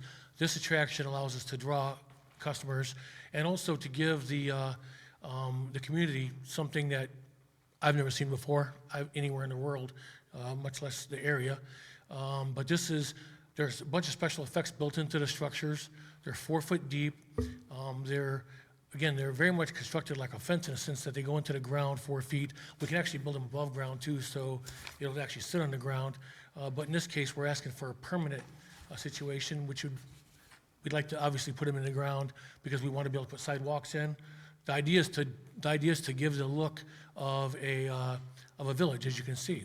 And it'll be decorated and themed out according to the season, the holidays, that kind of thing. Halloween and Christmas they're going to be the biggest seasons for us. We expect to have a lot of people coming through. The attraction itself is filled with not only special effects that are interactive, that kids and families can trigger, things like for Halloween, you can have ghosts and things like that in the windows, and kids can, adults also can step on stones or push buttons, pull triggers, that kind of thing, and make these different things happen. In addition, there's a bunch of photo opportunities within it and a lot of games and interactive games. So a lot of, we use 3D cameras and projectors to create fun games like games that kids can, basically things like, for instance, a pond that's frozen in the wintertime at Christmas time. It's actually not a pond, it's basically a projected pond. And as people step on it, the ice cracks and you can see the fish swimming around underneath it. It's all obviously just very interactive. So we use a company up in Canada to help us develop that. And then we'll use some projection mapping. Projection mapping, if you're not familiar with it, it's something that you're seeing a lot of it in DC right now. They're doing a lot of it on the Washington Monument, London Bridge, a lot of stuff like that at Disney. And what you use is you use projectors and you map it to exactly what you want to hit on the building. So there's no overspray, there's no light going past it, and that creates a really magical feeling. So on those structures you see there, we chose a Tudor style because it lends itself best to Halloween and Christmas. It's both a Gothic look for Halloween, and for Christmas it's a very charming kind of a Swiss or English, town. And so it lends itself very well to that. But little projection mapping will be on some of the, especially the side, I guess it would be the west side structures, and you will project right onto them, and we can make things like, in the windows you could have something like a certain, various Christmas movies inside the windows. You might have a really nice striped, almost like a candy stripe on the fascia. The shutters can show something different, and then it can all just change, and the building can look like it crumbles. There's a lot of really cool effects that will, even though it's not a real town, it'll suspend reality for a little while, and it'll give people a chance to enjoy the seasons that we're putting on. So obviously, we'll start in the spring. We'll go through the patriotic season, which is obviously where we're at now, Memorial Day up to July 4th. And then we'll start to get ready for Halloween and Christmas. And so, again, a lot of photo ops, a lot of games, a lot of interactive things for people to do. We're very cognizant of the fact that we're on US 30. We are, by the way, outside of the right-of-way for US 30. We moved it back at Denise's suggestion and Jim's suggestion. Obviously, we can't be in the right-of-way. Also, we're out of the right-of-way on Reed Lane. So we're contained on the west side of our lot. It's only about 8,000 square feet, but we laid it out to maximize the space. And so it's kind of hard to describe because it's pretty unique, but that's basically what it is. And the idea is to try to attract people, give them something different to do. At the same time, help our coffee shop grow because we are challenged by the big companies that are coming into the area, and there's so many of them. It's really taking a toll on our business.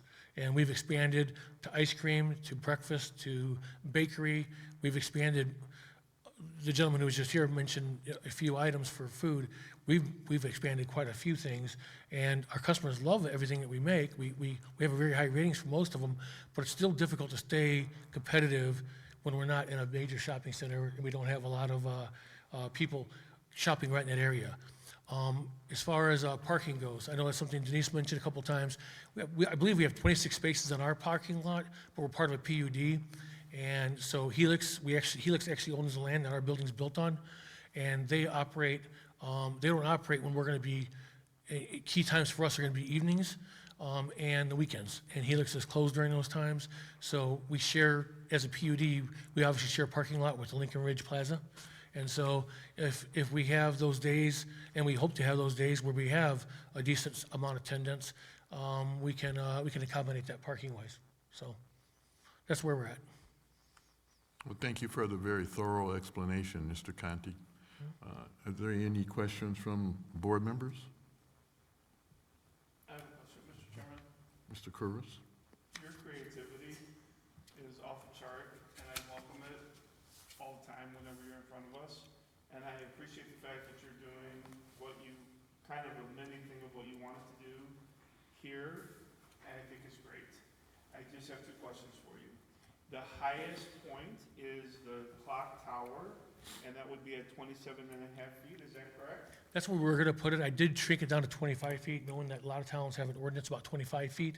So I can bring it down. And then there's a fence all the way around this, all the way around. There is a fence all the way around it. Because of what we went through last time with electricity and everything like that, Jeff, there's the wires and all that concern that was gonna be on the other property, that's all been addressed, and you guys are good, we're good with that? Yes, the only electrical is actually running through the actual structures. The buildings are, they're like coffee cabin. Coffee cabin's 12 feet wide. Most of these shops, these are gonna be called shops. So there'll be a bakery, there'll be a toy shop, and we'll theme those out. And in the windows, as people walk past the windows, they'll see things like, there'll be games in there, displays, animatronics, different things for them to see as they're going through. It's some of the things they can look at. And in accordance with that, all we need is a little bit of power. And we already have 30 amps of power out there. When COVID hit, and I explained this to Denise and Jim, when COVID happened, we expanded our bakery. We put a 30 amp breaker in, a 30 amp outlet in, right on the corner we're building on. We don't even have to extend any kind of piping, although we will have Foster Electric do anything that has to be done. The only electrical will be running through the building so we can power up the special effects, the lights, those kinds of things. There'll be nothing outside whatsoever. We do currently have some power outside. Those will be used for lights. We did that when we built the property. My other concern, Jeff, is the lighting to the neighborhoods. In other words, to the homeowners there, as far as pole lighting and anything like that. It looks on your proposal that there's none of that stuff, no bright lights or anything like that. Nothing like that, no. So the Christmas lights would be it. There might be a light in the clock tower, but nothing more than that. Yeah, we won't put a light in the clock tower either because we don't want to, because we were cognizant of US 30 traffic, and so we don't want to do anything like that to distract traffic or create any motion. I'm aware of the ordinances concerning motion that can escape our property out to US 30. Now, we are lighting up both sides of the road, so the buildings themselves will have lights. The windows will have lights. There'll be things like coach lights like you would normally have on any kind of structure, but nothing that emits or pushes out. And closing time is 9 o'clock, 9, 10 o'clock? So 10 o'clock on the weekdays and 11 o'clock on Friday and Saturday. So that's going to be an extension of our hours. And our drive-through will close down at 6 o'clock to accommodate. We don't want, unfortunately, because we are in a limited site there, we have a very limited space. We don't want drive-through cars pulling through while families are crossing. And so we'll be open early in the day, like at noon, but it's not going to be that busy in the daytime. The real action really happens at night when all the lights come on. But all during the day, well, at 12, we'll start at noon. There'll be all the motion. So if families, mothers who are home with toddlers can come and they can have their coffee at the picnic tables and see all the wonderful things that are happening. And by the way, you mentioned that you appreciate the ideas. This is actually part of a much bigger park that I'm working on that I've been just years in the making. And so this is just a little tiny taste of it, but I think it's gonna be well received by the community. So. Thank you. Any other questions from board members? Mr. Chairman, Mr. Jarvis? I love the concept also. It's really cool. Down in southern Indiana, we were talking about that earlier. They have a Kris Kringle Village and all that comes up, and it's like slammed with customers. So Are you hopefully. talking about the Santa Claus? The Santa? Yeah. Okay, yeah. I've been there. My brother used to live near there. Trying to remember the town. What was it? Carmel. Carmel. I've been there. It's outstanding. The only thing I may suggest that you do, you got this fence that's facing US 30. You're only 45 feet away from that easement.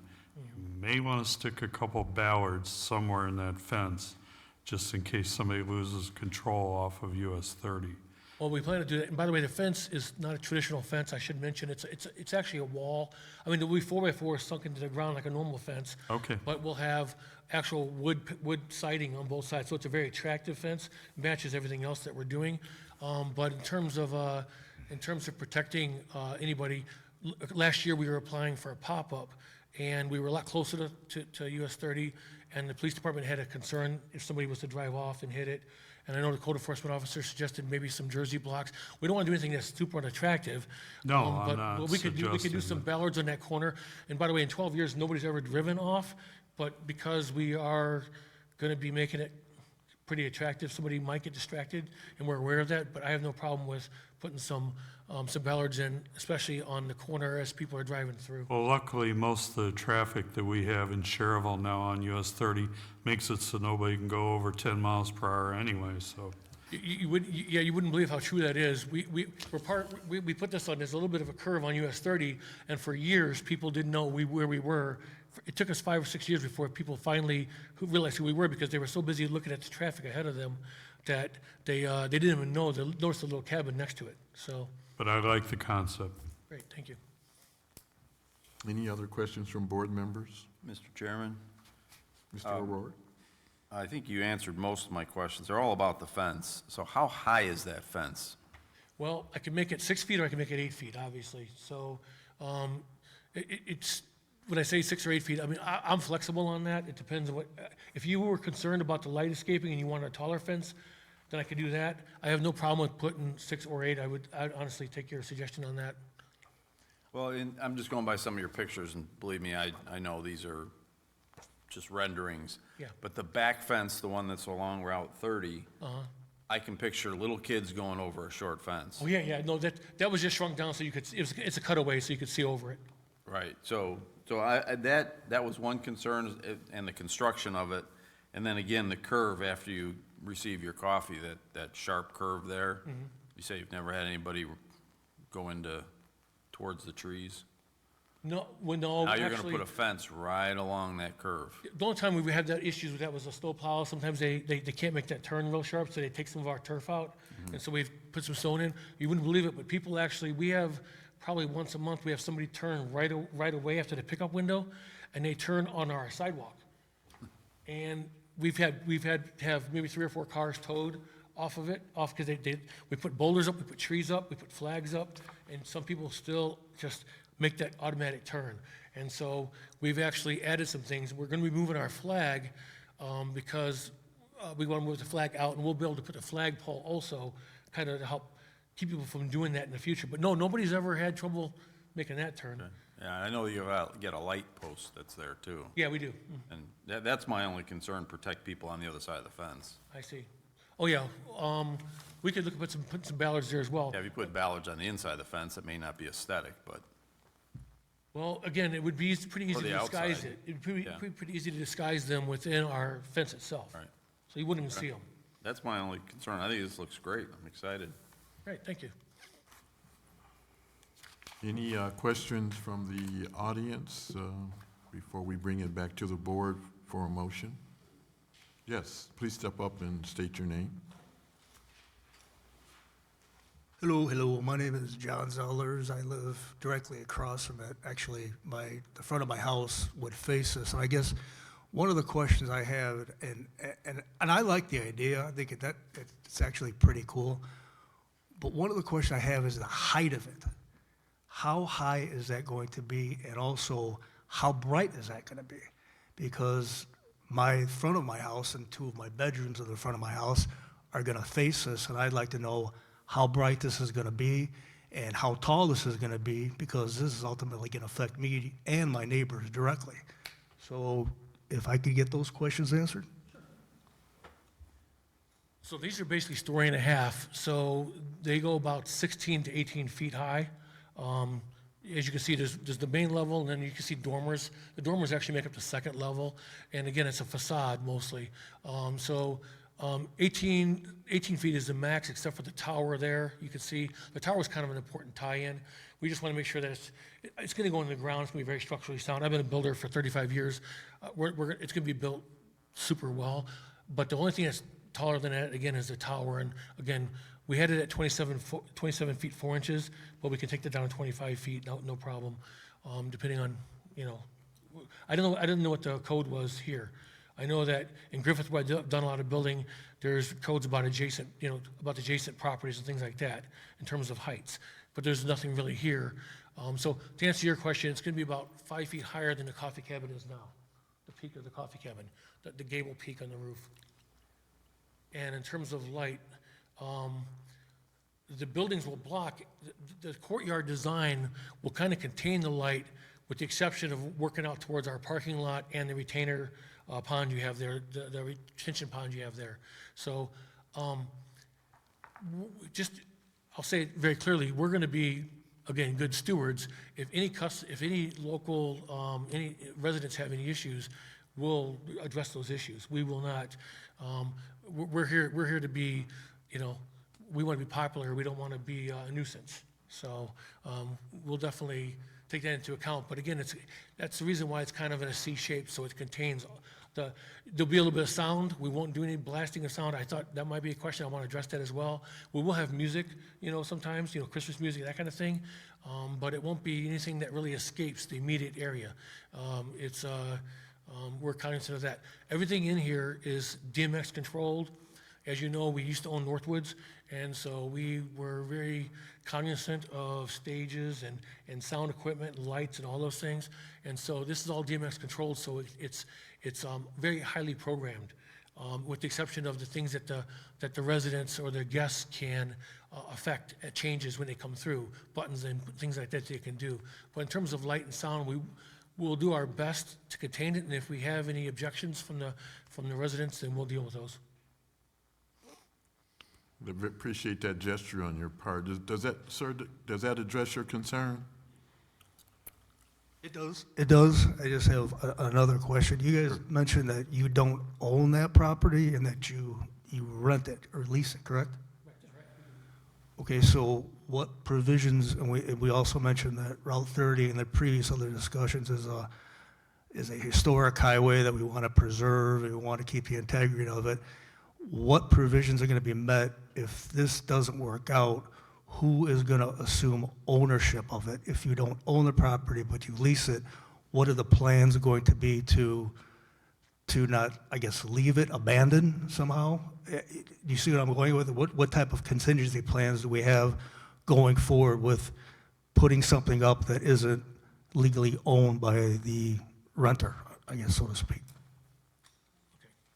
So 2 points on that. The first point is we have an agreement with Helix. When we developed this property originally, Jeff Brandt represented that he owned the property. We found out at the very last moment in doing our due diligence that the property was actually owned by First Financial Bank. We had a first right of, we wanted to buy the property. We were leasing it from First Financial, and we had a first right of refusal. They sold it the next day. We signed our lease the next day. We got a certified letter allowing us our 30-day rights to buy it. If we could have bought it, we would have already bought it from the bank, but the bank wanted to sell it along with the building that Helix now occupies. We did not need that part of the Lincoln Ridge Plaza. So we have an agreement with Helix. We have a first right of refusal. Helix agreed that they will sell us the lot, number one, before they sell it to anybody else. Or if they lose their lease or they decide to move, they will sell us the property. So we've already got that agreement. But in terms of the lease, we have a 30-year lease.